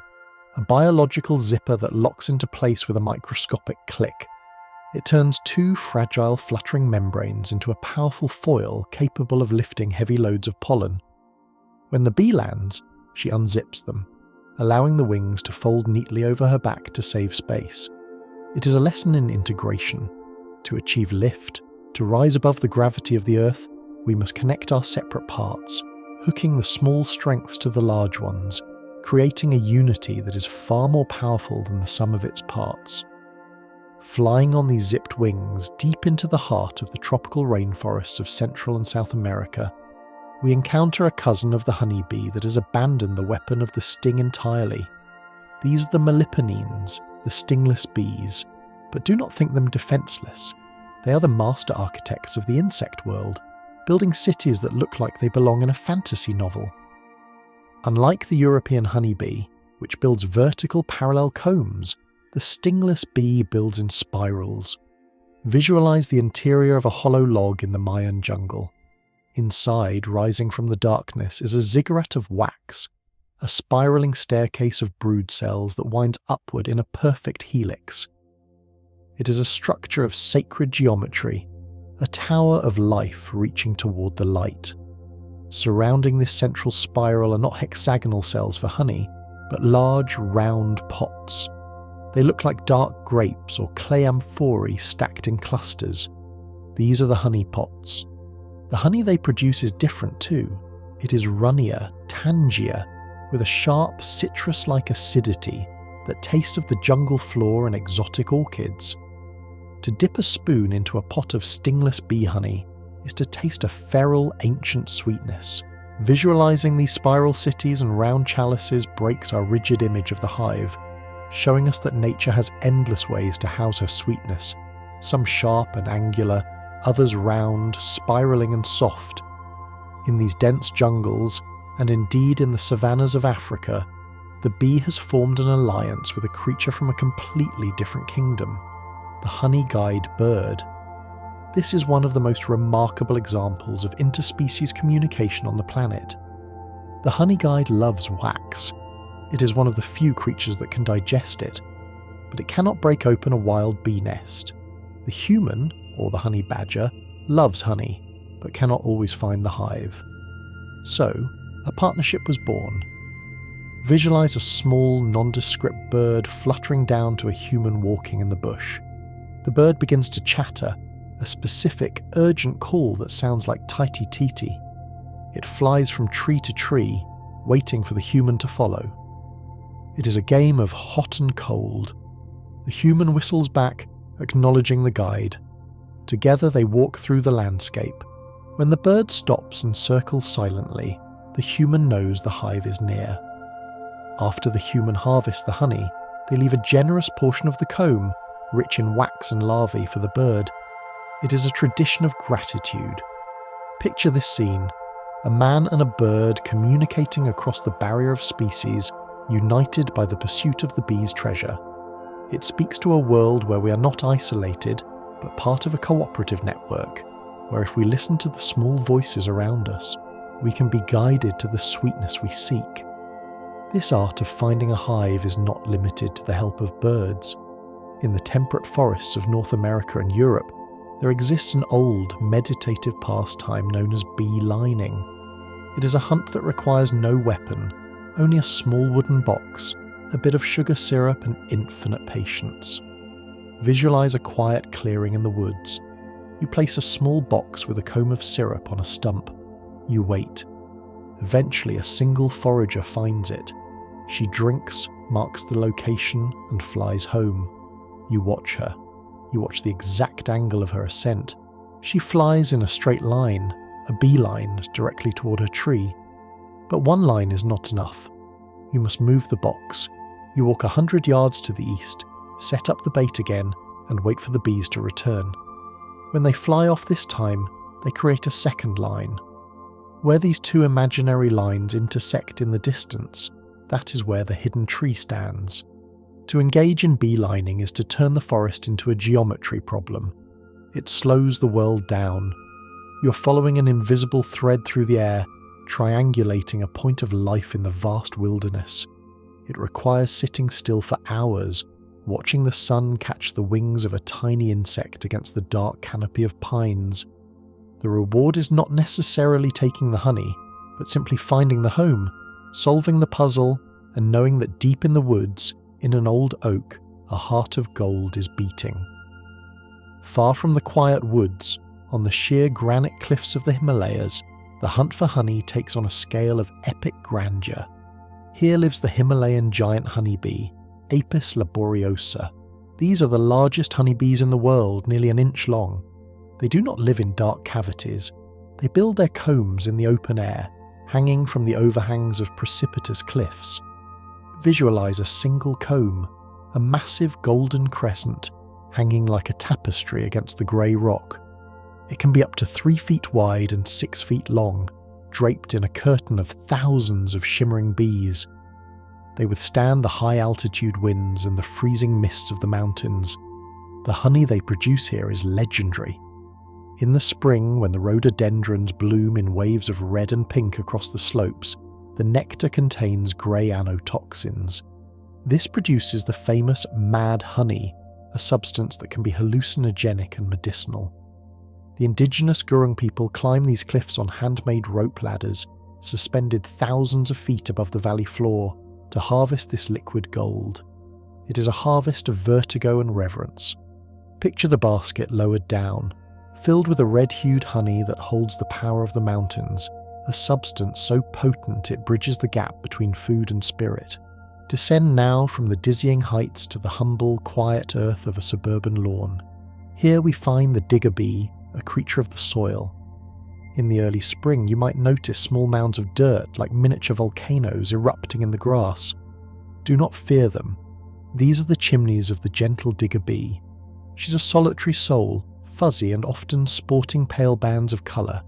She excavates a vertical tunnel into the ground, digging with a determination that belies her size. At the bottom of this shaft, she creates lateral chambers, smooth and waterproofed with secretions from her own body. Visualize a neighbourhood of these tiny volcanoes. It is a silent city beneath the grass.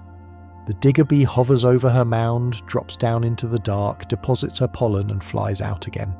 She's the aerator of the earth, mixing the soil, bringing the nutrients of the surface down to the roots. She reminds us that the ground beneath us is alive, a complex apartment complex of tunnels and nurseries hidden just below the roots of the clover. As the seasons pass and the bees, whether in the cliff, the log or the ground, continue their work, the very wax they walk upon begins to change. When a bee first secretes wax, it is snow white or pale cream. It is virgin material, pure and untouched. But if you look at an old brood comb, it is dark, almost black. This is the phenomenon of the travel stain and the cocoon build-up.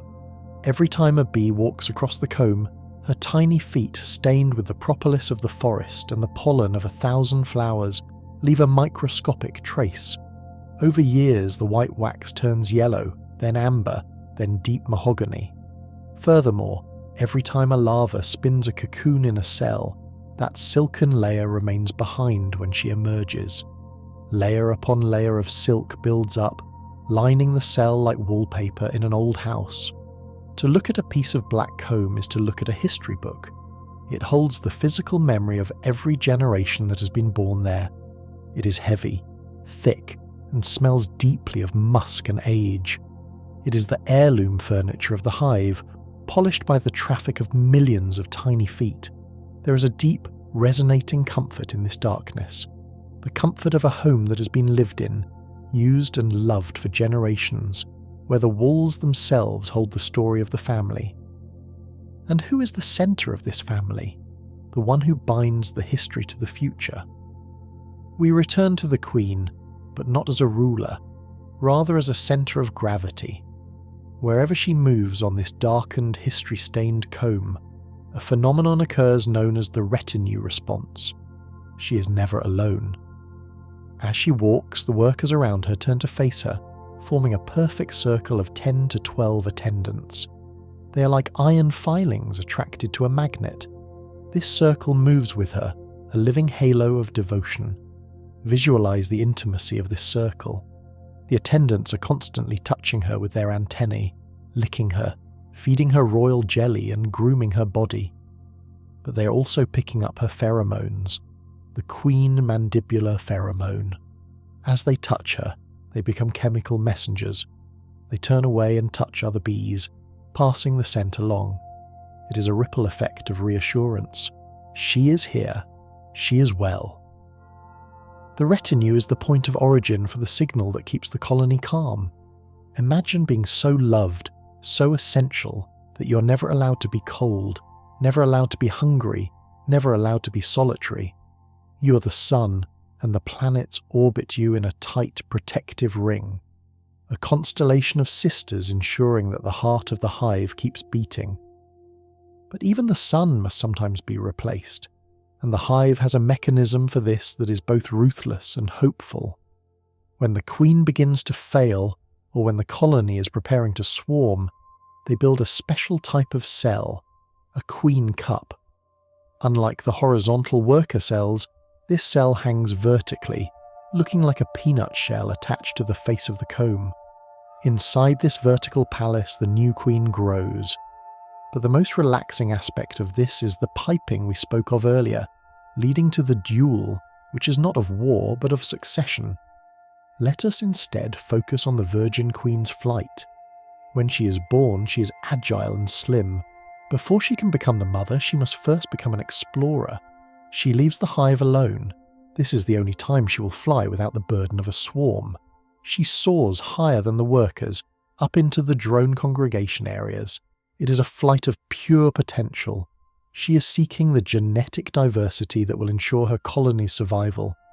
Visualize her solitary silhouette against the blue sky, a tiny speck of royalty ascending to meet her destiny. It is a moment of freedom before a lifetime of duty, a soaring breath taken by the matriarch before she settles down to become the anchor of her world. This cycle of flight and return relies heavily on the sun, but what happens when the sun is hidden? This brings us to the bee's ability to see polarized light. Even on a cloudy day, when the sky's a blanket of grey, the bee knows exactly where the sun is. Sunlight, when it hits the atmosphere, scatters and creates a pattern of polarization, bands of light that arrange themselves in concentric circles around the sun. We cannot see this. To us, grey is grey, but to the bee, the sky's a marked map. She can see the rings of polarized light shining through the clouds. Visualize a bee flying through a heavy mist.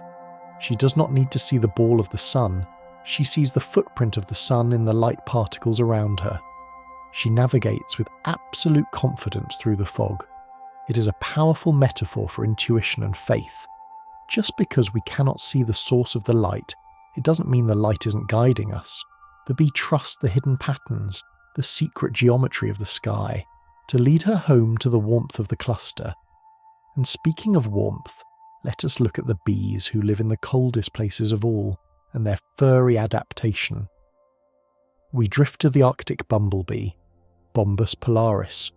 In the high tundra, where the summer is fleeting and the wind is ice, this bee survives. She's covered in a coat so thick it looks like a parka. She's capable of thermoregulation that rivals a mammal. She can uncouple her wings from her muscles and rev her engine until her body temperature is 60 degrees warmer than the freezing air around her. Visualize this tiny spark of heat in the vast white landscape of the Arctic. She flies from one shivering poppy to another, a beacon of life in the barren cold. She uses her large body to incubate her brood like a bird, sitting on her wax pots to transfer her heat to her young. She's a testament to the warmth of life, proving that even in the harshest desolation, a small, fuzzy, determined heart can create its own summer. From the freezing tundra, our mind floats back to the temperate garden, where the day is ending. The sun dips below the horizon, and the colours of the flowers begin to fade. But for the bee, the day is not quite done until the final head count. This is the behaviour of fanning the entrance. As dusk falls, the temperature drops. The nectar that has been gathered all day needs to be dried. The bees line up at the entrance, facing the hive, and beat their wings to pull the moist air out. But they are also scenting. They are calling the last stragglers home. Visualize the golden light of sunset hitting the wings of the fanning bees. They're creating a golden breeze, a current of air that smells of honey and home. It is the porch light of the colony. The last few foragers, heavy and tired, catch this scent stream and ride it in. There is a sense of gathering in, of closing the doors against the night. The hum of the hive changes from the chaotic buzz of the day to the steady rhythmic purr of the night shift. Everyone is accounted for. The doors are guarded, the honey is safe, the night has come, and the hive rests in its own golden warmth, waiting for the cycle to begin again. As the night deepens and the rhythmic purr of the hive settles into a steady, low-frequency hum, we might imagine that the work is simply endless. But the bee, in her infinite wisdom, knows the value of the pause. She knows when the cup is full. This understanding is communicated through a mesmerizing behavior known as the tremble dance. Visualize a forager returning from the field, heavy with nectar. She enters the hive, ready to offload her treasure to a receiver bee. But the hive is full, the combs are dripping, and the house bees are overwhelmed with the task of ripening the honey. Instead of the waggle dance which says go, go, go, this bee begins to tremble. She vibrates her body, shaking and rotating, moving through the crowd. This is a signal to stop. It is a biological red light. She's telling her sisters, the harvest is too great. We must slow down. We must process what we have before we gather more. It is a profound lesson in balance. The colony does not hoard mindlessly. It recognizes its own capacity. As the tremble dance spreads, the foragers stop leaving the hive. The frantic energy of the entrance fades. They turn their attention inward, focusing on finishing the tasks at hand rather than seeking more. It invites us to consider our own limits, to listen to the tremble in our own spirits that says, enough for today. Let us rest and refine what we have gathered. With the foraging halted and the doors effectively closed to the harvest, the house bees turn to the quiet, meditative work of the night, the ripening of the nectar. This process, often hidden in the dark, is a rhythmic act of evaporation known as bubbling. Picture a worker bee finding a quiet corner on the wax face. She's not moving, she's anchored. She regurgitates a tiny droplet of nectar from her honey stomach, extruding it onto the tip of her proboscis. It glistens there, a flat golden lens. Then she slowly sucks it back in. She repeats this motion, out and in, rhythmically, for minutes at a time. She's increasing the surface area of the droplet, exposing it to the warm, dry air of the hive. With every extension of her tongue, a microscopic amount of water evaporates. She's a living pump, a tiny artisan of chemistry, physically rolling the nectar until it thickens into honey. Visualize thousands of bees doing this simultaneously in the dark. It is a silent chorus of tongues, a collective breathing of moisture out of the sweetness. The patience required is immense. It is not a task that can be rushed. It is a slow, hypnotic cycle of exposure and withdrawal, turning the thin, watery essence of the flower into the thick, eternal substance of the comb. As she works this droplet, her abdomen gently expands and contracts. This brings us to the soothing rhythm of the bee's breath. A bee does not have lungs like we do. She does not heave a chest. Instead, she breathes through a series of small holes along the sides of her body called spiracles. Visualize these tiny portholes, lined with protective hairs to keep out dust. When the bee is at rest, the air drifts in passively, filling a network of tracheal tubes that deliver oxygen directly to every cell in her body. But when she's working, or when she's processing honey, she actively pumps her abdomen. It telescopes in and out, a gentle, accordion-like motion. Watch this rhythm in your mind's eye. The golden segments of her body sliding over one another. Expand, contract, expand, contract. It is a full body breath. The air circulates through her, cooling her flight muscles and oxygenating her brain. To match your own breathing to the imagined tempo of a resting bee is to find a slow, steady cadence. It is a reminder that the breath is the engine of life, a silent, rhythmic exchange with the atmosphere that sustains all labour and all rest. While the spiracles handle the air, the bee's navigation of that air relies on sensory organs of incredible complexity. We have looked at the large compound eyes that dominate her face, but if you were to look at the very top of a bee's head, you would find 3 small shiny jewels arranged in a triangle. These are the ocelli. The ocelli are simple eyes. They do not see images. They do not see flowers or faces. They see only light and dark. They are the light meters of the bee. Visualize these 3 dark, polished domes pointing straight up at the zenith of the sky. They are constantly measuring the intensity of the light. They allow the bee to track the sun even when she cannot see it, sensing the gradient of brightness across the sky. They tell her when the day is beginning and when it is ending. They are responsible for her stability in flight, locking onto the horizon line to keep her level. In a way, they are the eyes of intuition, bypassing the distraction of details to focus purely on the source of the light. They remind us to keep a part of our mind fixed on the up, on the light, on the simple orientation that keeps us balanced even when the world around us is a complex mosaic of shapes and colours. But the eyes of the bee have yet another secret, one that brings a tactile dimension to their sight. If you were to zoom in incredibly close to the surface of the large compound eyes, those faceted geodesic domes, you would see that they are not smooth glass. They're covered in a forest of tiny upright hairs. These constitute the hairy eyeballs of the honeybee. It seems counterintuitive. Wouldn't hair block the view? But these hairs are sparse enough to see through, yet dense enough to act as sensory instruments. They are aerodynamic sensors. As the bee flies, the wind strikes these hairs. Visualize the air rushing over the curve of the eye, bending these microscopic hairs.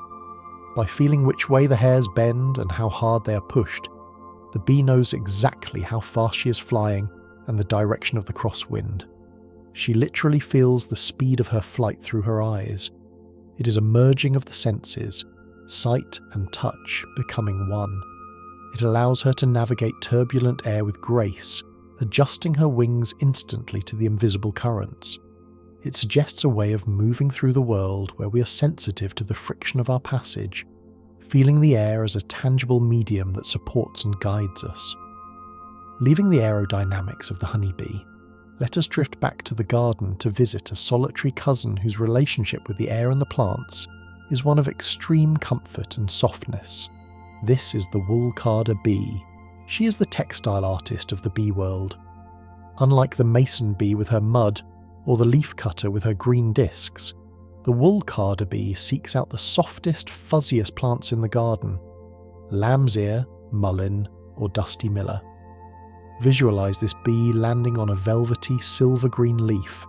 She does not take pollen. She uses her mandibles to gently scrape the surface of the leaf. She is carding the wool, gathering a ball of soft plant fibers. She rolls this down into a fluffy sphere, tucking it under her body. She flies this bundle of down to her nest, usually a hollow stem or a hole in dead wood. There, she teases the fibers apart, lining the walls of her nursery with a thick cottony batting. It is the ultimate soft landing. She creates a bed that is insulated, breathable, and incredibly cozy. Imagine the sensation of sleeping inside a cloud of silver plant wool, wrapped in nature's own velvet. The wool carder bee teaches us the art of nest building, of gathering the softness from the world to create a sanctuary of comfort for the next generation.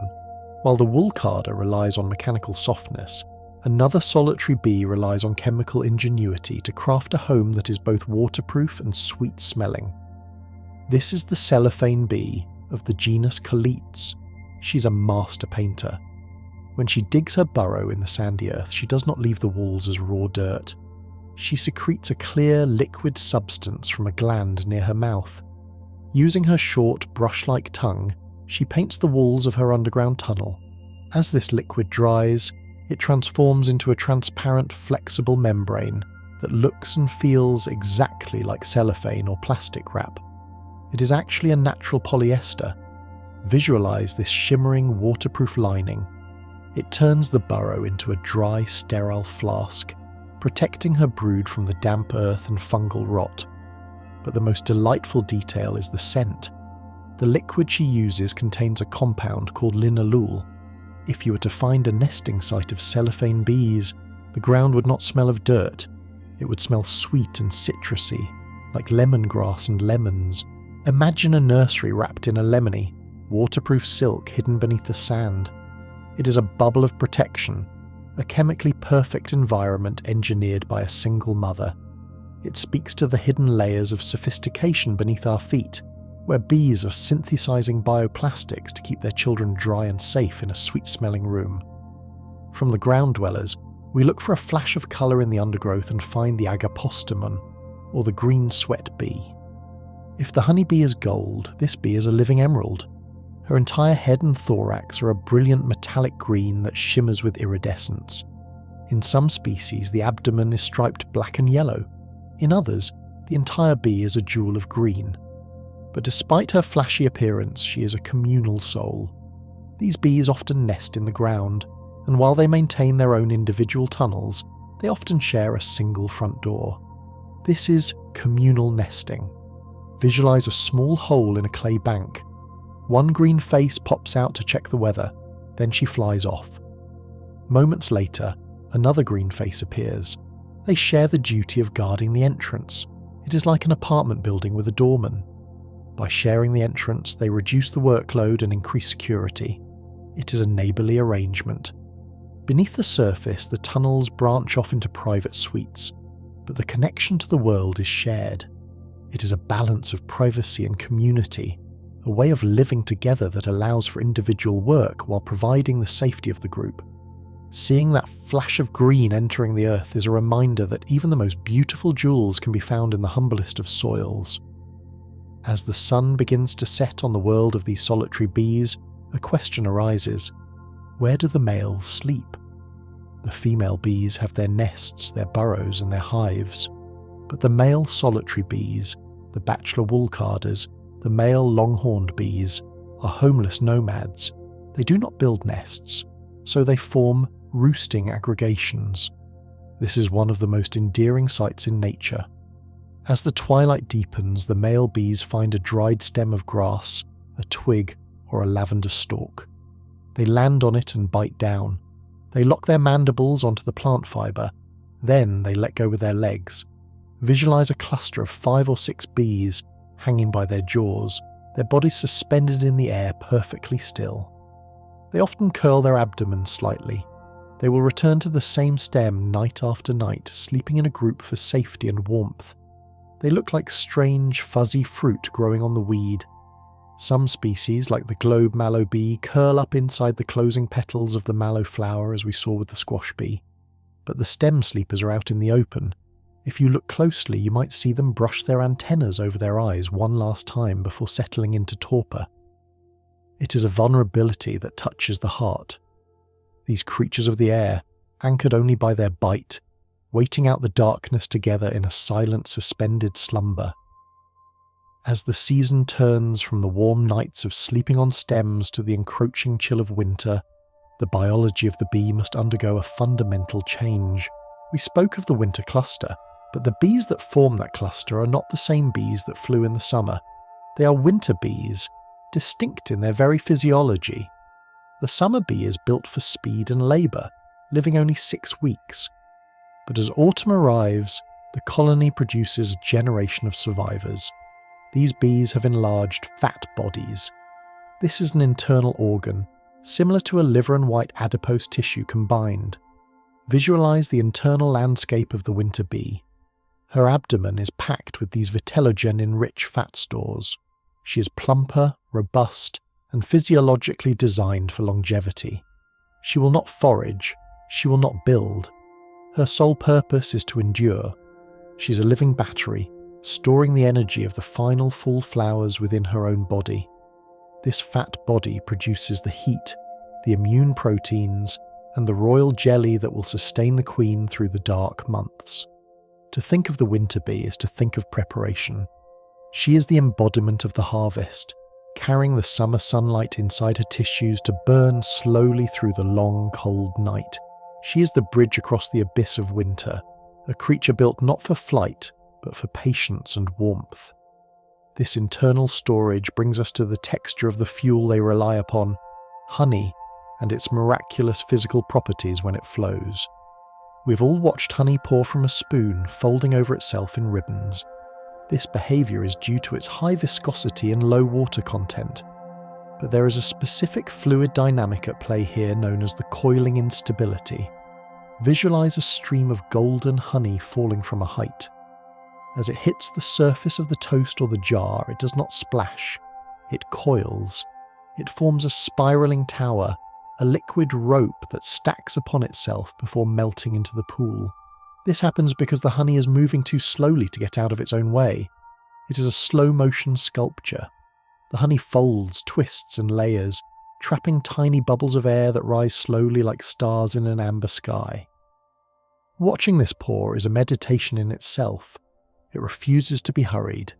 It behaves with a heavy, luxurious grace, obeying the laws of physics in a way that looks like art.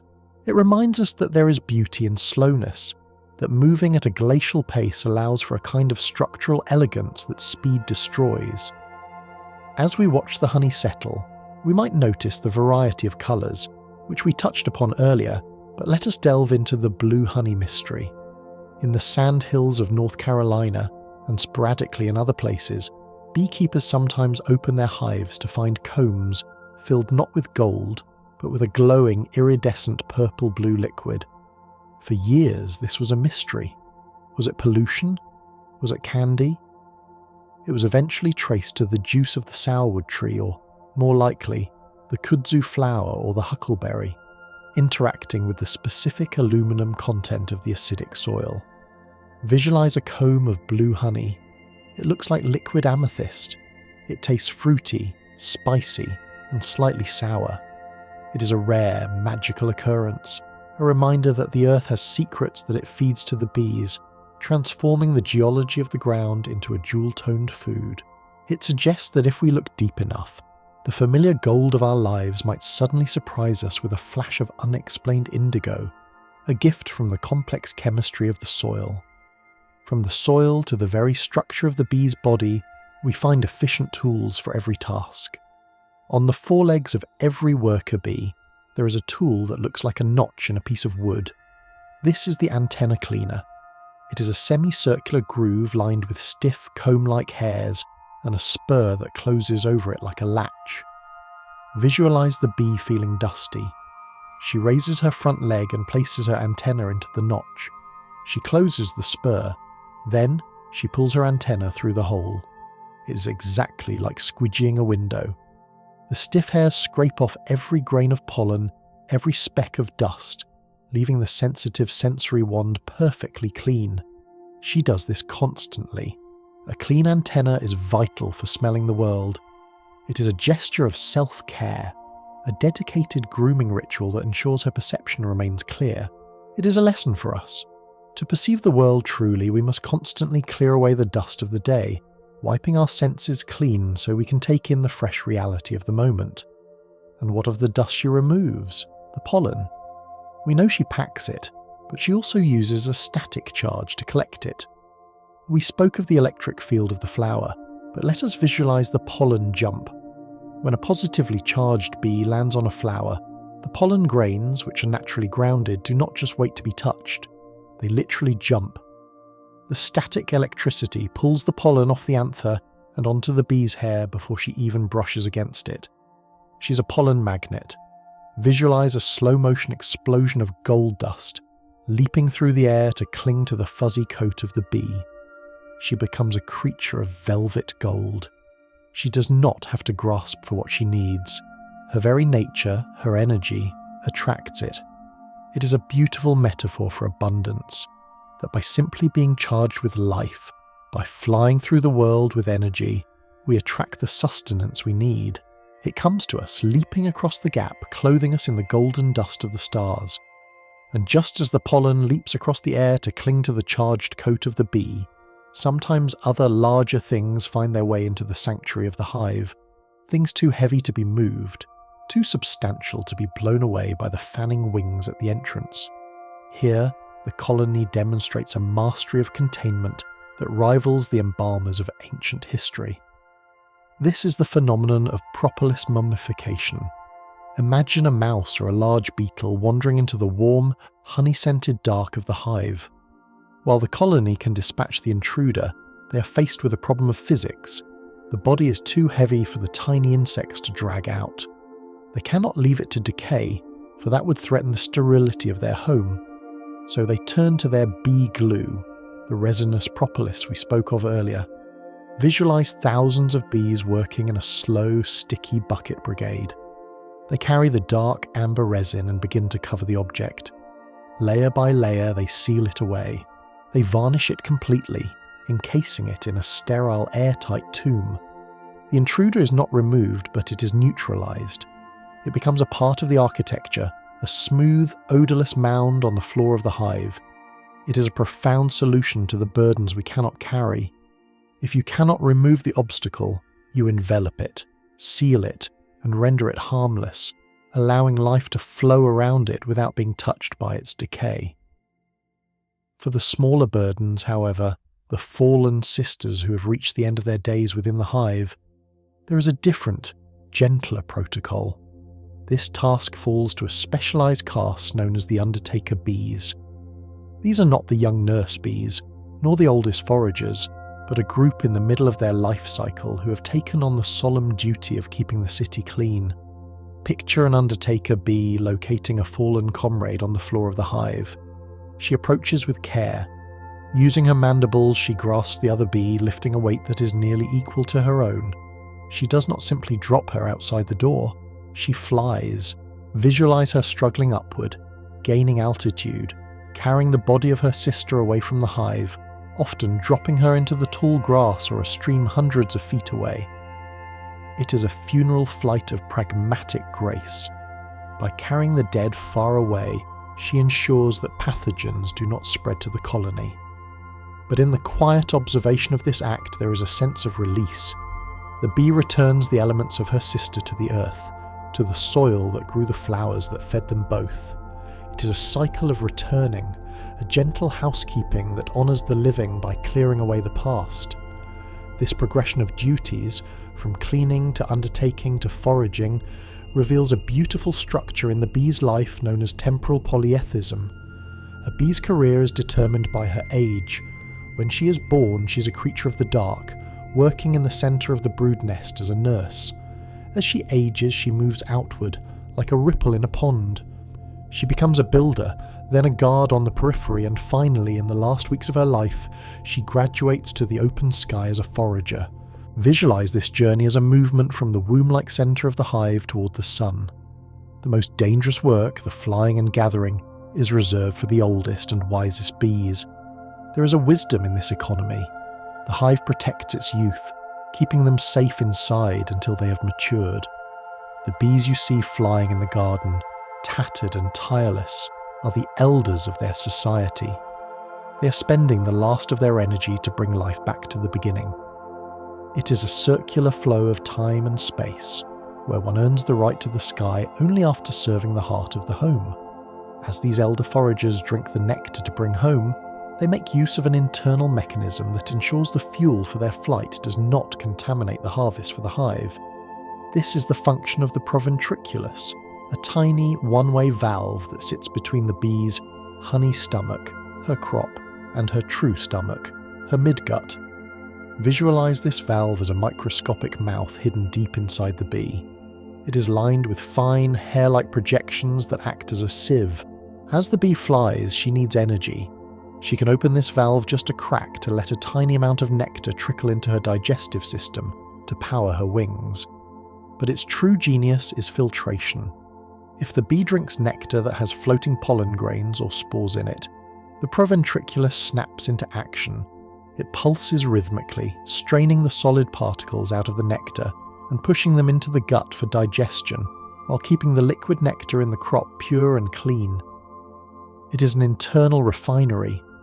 The honey that is regurgitated back into the comb has been scrubbed clean by this living filter.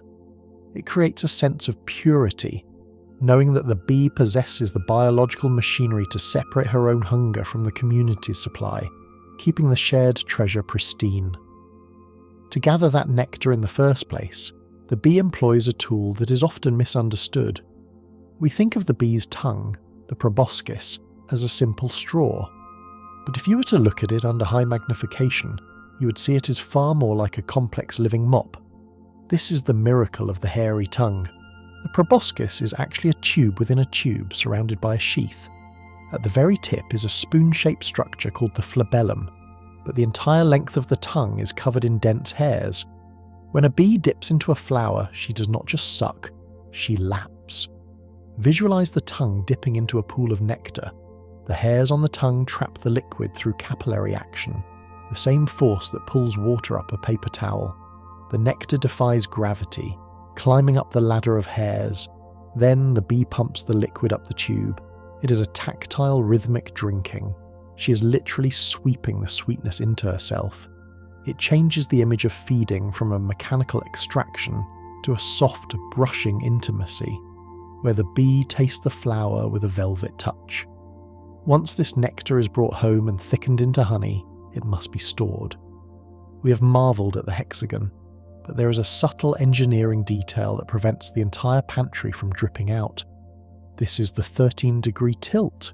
If the bees built their cells perfectly horizontal, the watery nectar would run out before it could be capped. So they build every single cell with a slight upward slope, usually between 9 and 14 degrees from the horizon. Visualize the surface tension of the honey.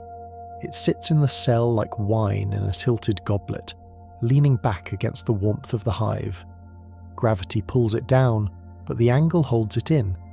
It is a simple, elegant use of physics. The bees are not just architects, they are levelers. They feel the pull of the earth and build against it. Looking at a cross-section of a comb, you see this gentle upward lift, a wall of thousands of tiny cups raised in a toast to stability, holding their liquid gold safely in place. While the honey is held by gravity, the developing brood, the babies, must be held in warmth. This brings us to the specialized heater bees. We know the hive stays warm, but how? Certain worker bees transform themselves into living radiators. These bees find a cell where a pupa is developing. They press their thorax, the muscular chest section where the wings attach, directly against the wax cap of the cell. Then, they disconnect their wings and vibrate their flight muscles isometrically. They do not move, they burn. Visualize the heat transferring from the bee's chest, through the wax, and into the developing baby. One heater bee can raise the temperature of a cell by several degrees. Sometimes, if a cell is empty, a heater bee will crawl inside it and heat the 6 surrounding cells from the core. They offer their own metabolic fire to the next generation.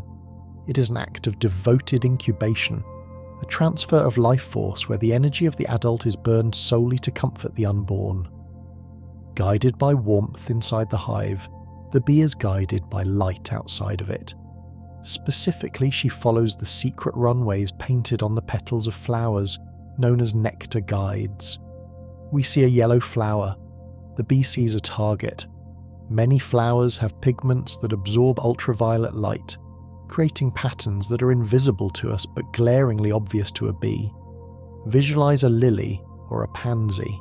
To the bee, the centre of the flower might glow with a dark, absorbing purple starburst, or a series of converging lines pointing directly to the nectary. The flower is directing air traffic. It says, "Land here, drink here."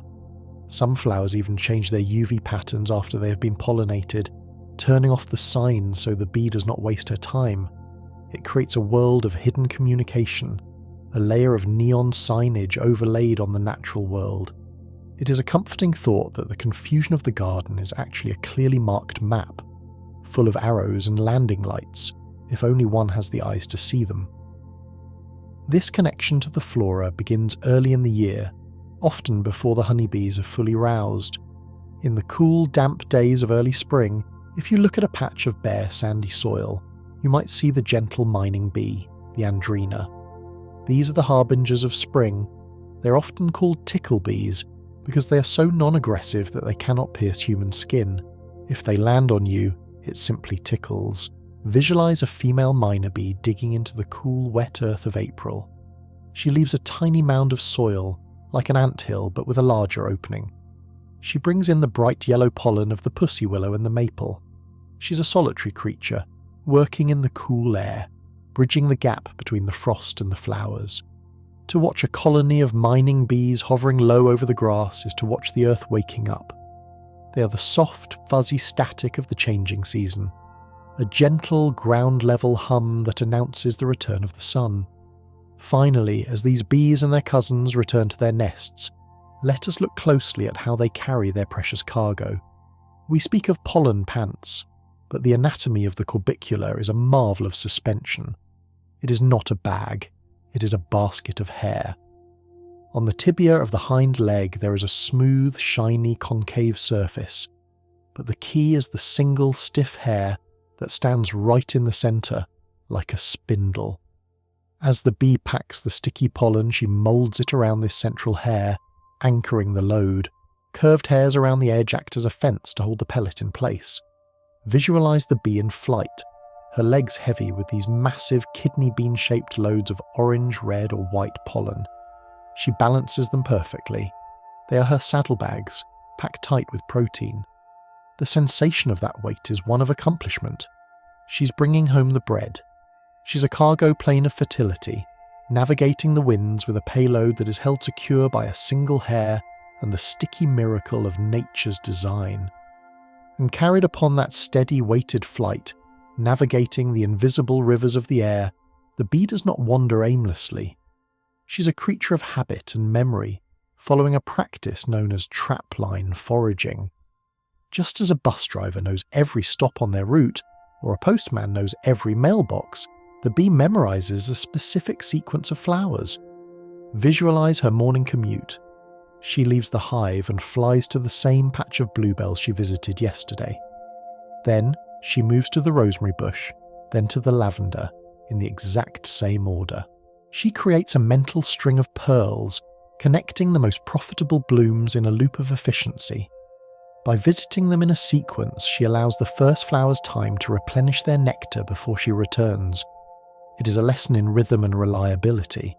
To watch a bee is to watch a creature who honours her appointments, tracing a private geometry over the landscape that ensures that when she arrives, the flower is ready to receive her.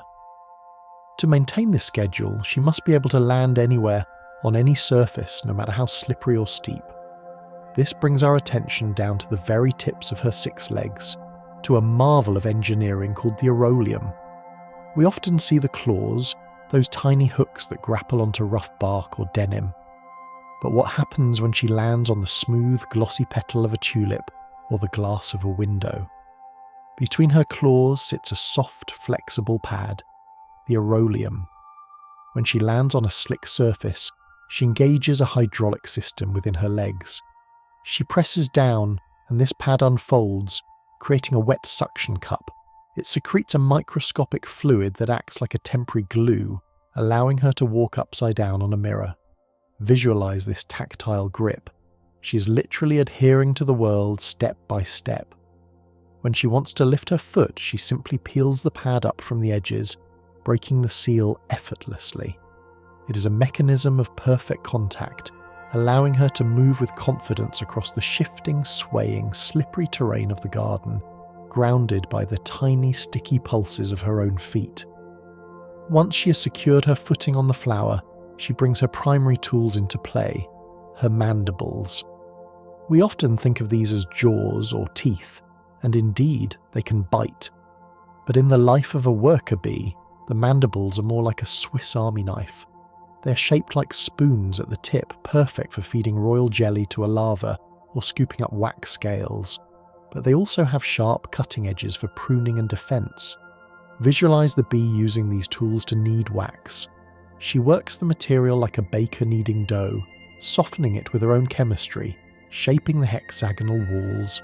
She uses them to drag debris, to groom her sisters, and to fight off wasps.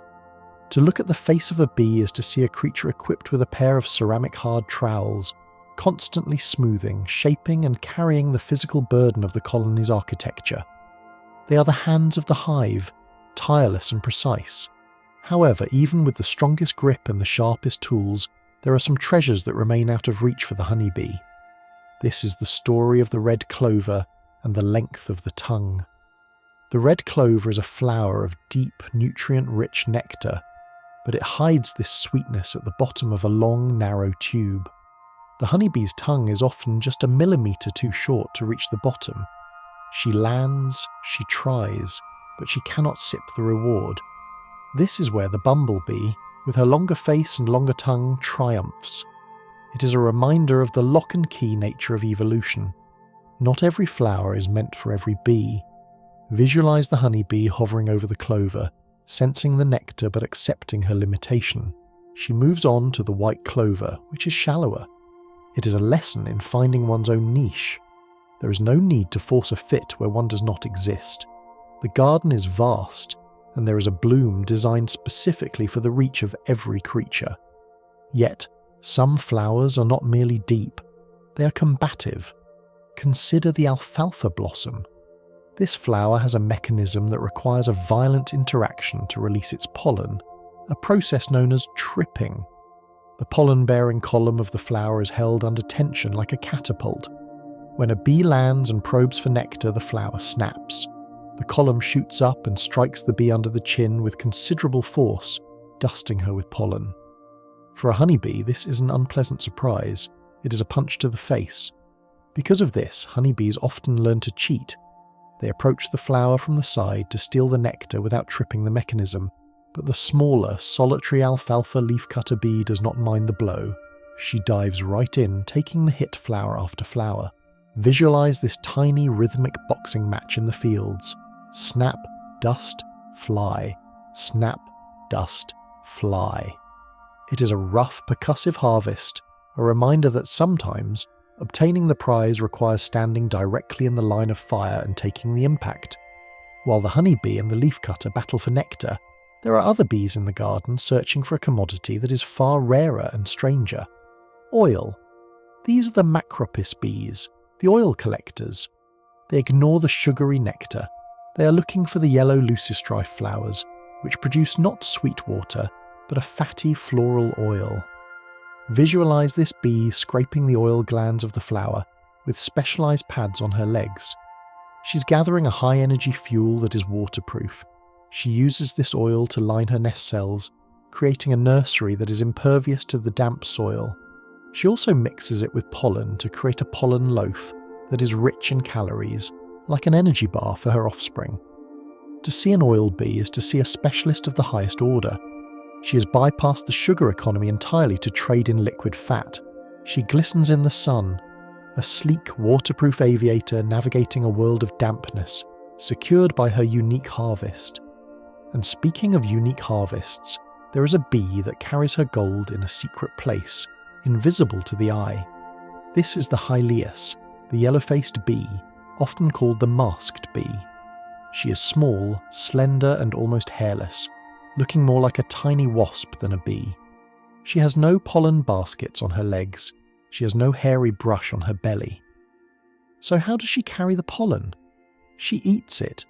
She swallows the pollen and nectar, storing it in her crop, her social stomach. She becomes a flying vessel of provisions. When she returns to her nest, she regurgitates the entire mixture as a semi-liquid soup for her larvae. Visualize this internal carriage. She flies unencumbered, streamlined and smooth. She holds the future generation's food deep within her own body, protecting it with her very being.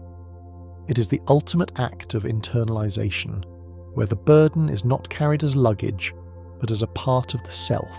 After such messy work, whether being punched by alfalfa coated in oil or regurgitating soup, a bee needs to clean herself, but sometimes she cannot reach the spot. This leads to a charming social ritual known as the grooming invitation dance. Imagine a bee standing on the comb. She feels dust on her wings or behind her head, spots she cannot scrub with her own legs. She begins to stamp her feet and shake her body side to side in a specific rhythm. It is a shudder of request. A nearby sister sees this dance and understands. She approaches and begins to use her mandibles to gently pick through the fur of the asking bee. She cleans the wing bases, the neck, and the crevices of the thorax. It is an act of pure altruism, known as allogrooming. Visualize this moment of care, one bee standing still, surrendering to the gentle ministrations of another. It strengthens the bond of the hive, turning hygiene into a moment of connection, a tactile reassurance that in the colony, no one is left to struggle with their burdens alone. This cooperation extends to the very architecture of the hive, but sometimes the bee's enthusiasm for building overrides the rules of order. We spoke of bee space, the perfect gap. But when the honey flow is strong and the bees are excited, they build burr comb. This is the wild architecture of the hive. It is wax built where the beekeeper does not want it. Bridges connecting two parallel frames, ladders linking the floor to the ceiling, random sculptures of wax filling the corners. Visualize these rogue structures. They are organic, curving, and beautiful in their defiance of the grid. The bees are knitting their world together, refusing to accept the separation of the man-made frames. They build bridges. To the beekeeper, it is a nuisance. To the bee, it is stability. It is a physical manifestation of their desire to connect everything, to make the hive a continuous flowing whole where one can walk from wall to wall without ever leaving the wax. But eventually, as the golden days of summer shorten and the air turns crisp with the scent of fallen leaves, the mood of the hive shifts.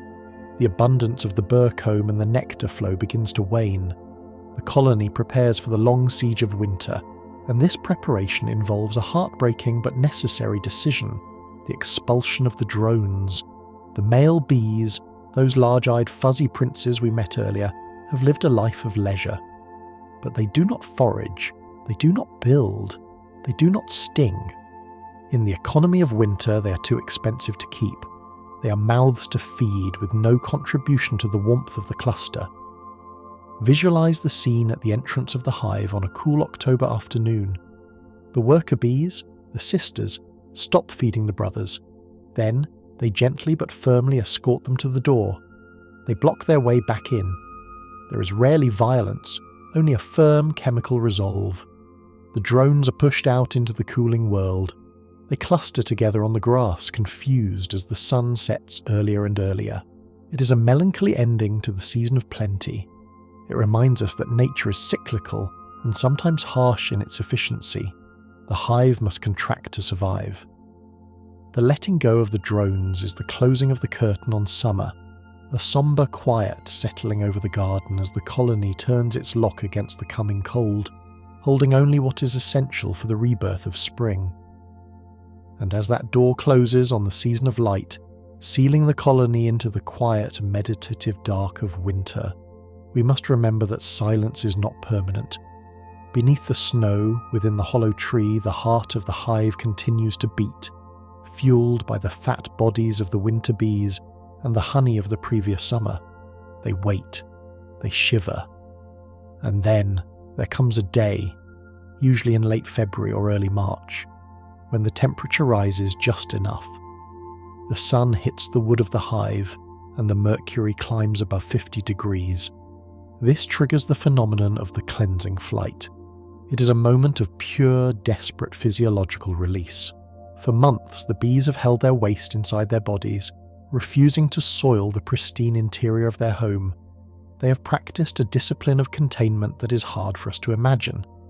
But on this first warm day, the seal breaks. Visualize the entrance of the hive opening like a floodgate.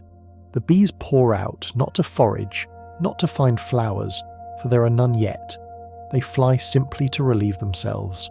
They spiral up into the pale, thin sunlight, stretching wings that have been cramped in the cluster for weeks. If you were to walk near a hive on this day, you would see the snow around it speckled with thousands of tiny golden yellow dots. It is the confetti of survival. The air is filled with a frantic, joyful buzzing, a sound of liberation. It is the hive taking a deep breath, shaking off the torpor of the cold, and proving to the world that they have survived the long night. To witness a cleansing flight is to witness the breaking of a fever, the moment when the organism decides that life will indeed go on. With the hive cleansed and the air warming, the attention of the colony turns inward to the engine of their future, the queen's ovaries. During the winter, she stopped laying eggs to conserve resources, but now, stimulated by the incoming pollen from the first pussy willows, she enters a trance of creation. Visualize the queen moving across the comb. She's no longer just a bee, she's a biological machine. In the height of the season, she can lay up to 2,000 eggs in a single day. That is more than her own body weight in eggs every 24 hours. She moves with a rhythmic, bobbing motion.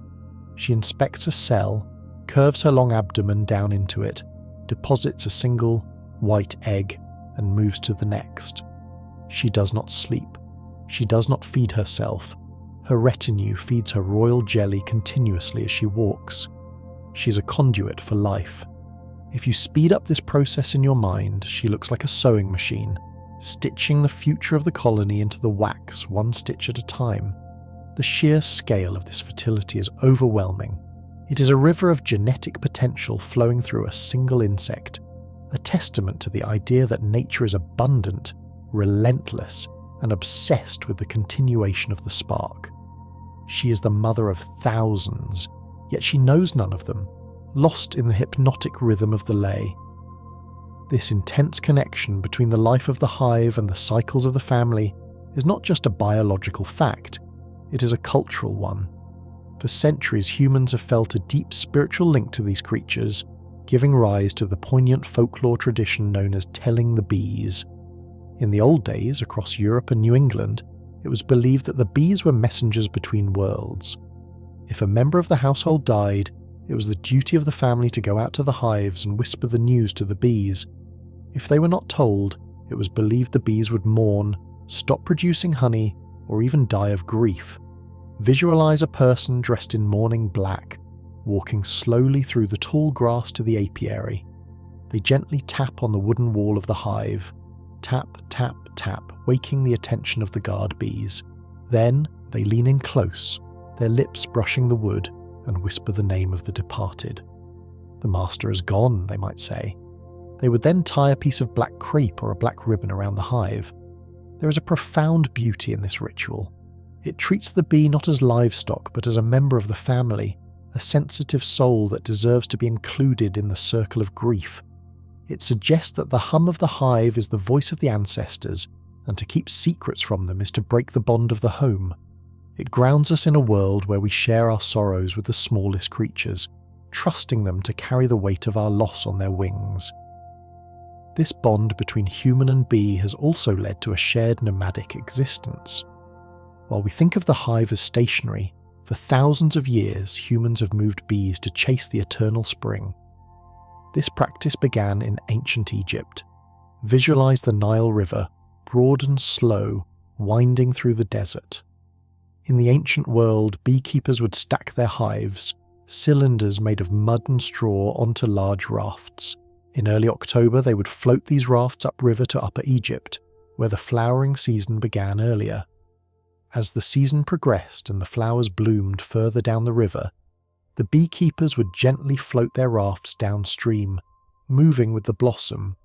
They were following a wave of colour. The bees would fly out from the raft each morning, forage on the banks of the river, and return to their moving home at night. Today, this happens with semi-trucks on highways, but the spirit is the same. It is the concept of the migratory beekeeper. It is a life lived in pursuit of the bloom.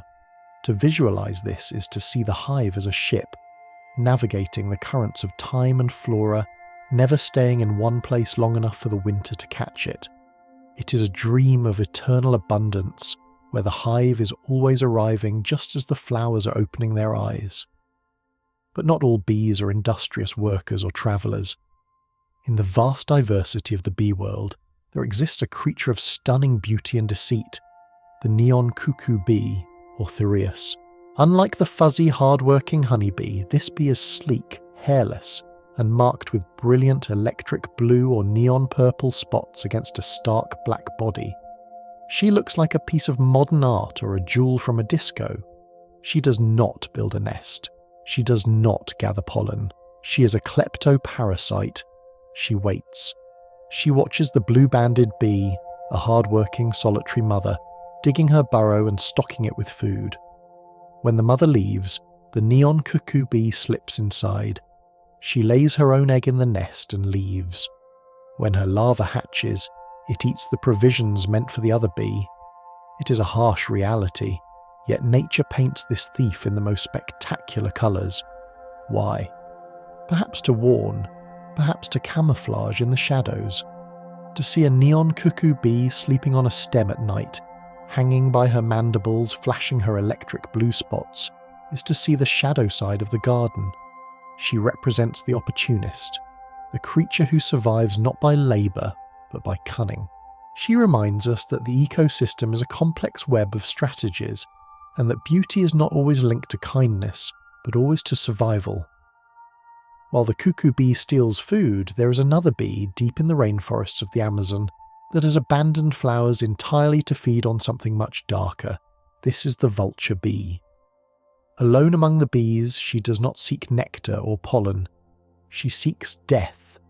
Visualize the floor of the jungle where a small animal has passed away. The vulture bees arrive. They do not have the chewing mandibles of a wasp. They are true bees. They descend upon the carcass and consume the meat. But here is the alchemy. They do not bring chunks of meat home. They swallow it. Inside their bodies, in a highly acidic stomach, they digest the flesh. When they return to the hive, they regurgitate this processed protein as a substance that is technically a form of meat jelly, rich and sustaining, which they feed to their larvae. They also produce a honey-like substance from this source. It sounds macabre, but it is actually a miracle of recycling. These bees are the cleanup crew of the forest. They turn death back into life. They ensure that nothing is wasted. The honey they produce is sweet, safe, and edible, distilled from the cycle of decay. Visualizing the vulture bee allows us to expand our understanding of sweetness. It teaches us that even from the darkest, most difficult sources, life can extract the nourishment it needs to build a golden comb. From the consumers of the dead, we move to a bee that consumes the tears of the living. These are the tear-drinking bees, tiny stingless bees found in Thailand and other tropical regions. They are known as Lysotrigona. Imagine sitting quietly in a tropical garden. You feel a gentle tickle on your eyelid. It is not a fly, it is a tiny bee. She lands on your eyelashes, light as a feather. She is thirsty for salt and protein. She gently extends her proboscis and drinks the moisture from the corner of your eye. They are incredibly gentle. They do not sting. They do not bite. They simply sip your tears. They will also drink from the eyes of turtles, cows, and crocodiles. There is a strange poetic intimacy in this. A creature that survives on the sorrow, or simply the lubrication, of another species. It is a symbiotic kiss, a moment where the bee asks for the salt of your body to sustain her own. It reframes our tears not as waste, but as a resource, a vital offering to the tiny, thirsty world around us. If we look up from the garden, past the jungle canopy, and into the night sky, we find that the bees have been immortalized in the stars themselves. In the constellation of Cancer, the crab, there lies a fuzzy patch of light visible to the naked eye. This is Messier 44, known since ancient times as the Praesepe, or the beehive cluster. Visualize lying on your back in a dark field looking up. You see a swarm of stars. Through a telescope, this cluster explodes into 40 distinct stars, with hundreds more in the background. They look exactly like a swarm of golden bees hovering around a hive. Galileo was the first to resolve them into stars, but long before him, the ancients saw them as a portal. It was believed that this cluster was the gate of men, the portal through which souls descended from heaven to be born on earth. The association of bees with souls is ancient. To look at the beehive cluster is to see the macrocosm mirroring the microcosm. The same swirling, organized chaos that happens in the wooden box in your garden is happening on a galactic scale light years away. It connects the hum of the insect to the hum of the universe, a dusting of pollen across the velvet cloak of space. This cosmic connection brings us to the realization that the bee is not just an insect. She is a co-creator of the world we live in. This is the concept of co-evolution. We often think the bee visits the flower, but in reality, the bee shaped the flower, and the flower shaped the bee. 100 million years ago, flowers were simple, but as bees developed specific preferences, liking blue, liking landing platforms, liking sweet scents, the flowers that had those traits survived. The orchid evolved its shape to fit the bee's back. The snapdragon evolved its hinge to fit the bee's weight. The bee evolved her tongue to fit the flower's tube. Visualize two dancers who have been practicing together for eons. They move in perfect sync because they have molded one another. The landscape you see, the shape of the apple blossom, the scent of the rose, the colour of the lavender is a direct result of the bee's preferences. We are living in a world designed by bees. They are the architects of beauty. Every bouquet you hold is a collection of yeses from the history of the bee. It is a comforting thought that we're walking through a gallery curated by the gentle golden taste of an insect. And so, we arrive at the final understanding, the stillness at the centre of the hum. The bee does not know she is essential. She does not know she is carrying the weight of the ecosystem on her legs. She simply follows the light. She follows the scent. She follows the song of the hive. There is a peace in this simplicity. We spend so much of our lives worrying about our purpose, about our impact. But the bee teaches us that the impact comes from the act of living itself, from the simple rhythmic duty of fetching water, gathering dust and feeding the young. Visualize the hive one last time. It is night. The cluster is warm, the honey is sealed, the queen is resting. The vibration of the colony is a low, steady purr that resonates with the frequency of the earth. You are part of this hive. You have flown your miles, you have gathered your nectar. Now, the sun has set. The entrance is guarded. You're safe in the centre of the warmth. Let yourself drift into that golden honeyed darkness. The seasons will turn, the flowers will open, and the stars in the beehive cluster will spin in their silence. But for now, there is nothing to do. The work is done. The comb is full. You can let go. You can sleep. Good night, traveller. Good night, dreamer. Good night to the bees, and good night to you. And finally, we arrive at the deepest truth, the secret that lies at the very centre of the labyrinth, hidden beneath the wax and the wings. When we strip away the biology, the chemistry, and the architecture, we are left with a single, radiant essence. The bee is, in the truest sense, a creature of the sun. Every drop of nectar she gathers is simply sunlight that has been captured by a plant and turned into sugar water. Every flake of wax she builds with is that same sugar, metabolized and secreted as solid matter. The honey she stores is a battery of golden solar energy, preserved against the dark. Visualize the bee not just as an insect, but as a tiny flying spark of the star that warms us. She is the alchemist of light. She takes the ethereal, burning energy of the sun and weaves it into the physical fabric of the earth. When a beeswax candle burns, it smells so sweet because it is literally releasing the ghost of a summer day, setting free the sunlight that was trapped in the bloom years ago. The bee is the bridge between the heavens and the earth, the messenger that captures the fire of the sky and turns it into food, into medicine, into home. To understand this is to understand the ultimate relaxation, that we are constantly being fed and sheltered by the light, transformed by the gentle, tireless work of the smallest among us. The golden thread is complete. The sun has become the honey has become the bee, and the bee has become the dream. Now the journey is done. The garden gate is closing, its hinges silent and slow. The last heavy bumblebee has found her burrow in the soft earth. The last forager has landed on the porch, folding her wings with a final contented click. The air grows cool and indigo. The colours of the flowers, the violet, the gold, the crimson, are desaturating, turning into soft shades of grey and velvet black. Feel the stillness settling over the landscape. It is a blanket of peace, heavy and warm. The hum that has accompanied us, that vibration of life and energy, is slowing down. It drops in pitch, deeper and deeper, until it matches the slow, rhythmic beating of your own heart. The hive is silent, the cells are capped, the work is finished. You're floating in the space between the stars and the clover, suspended in the amber of the moment. There is no need to move, there is no need to think. You're safe in the centre of the winter cluster, held by the warmth of 1,000 tiny heartbeats. Let your body sink.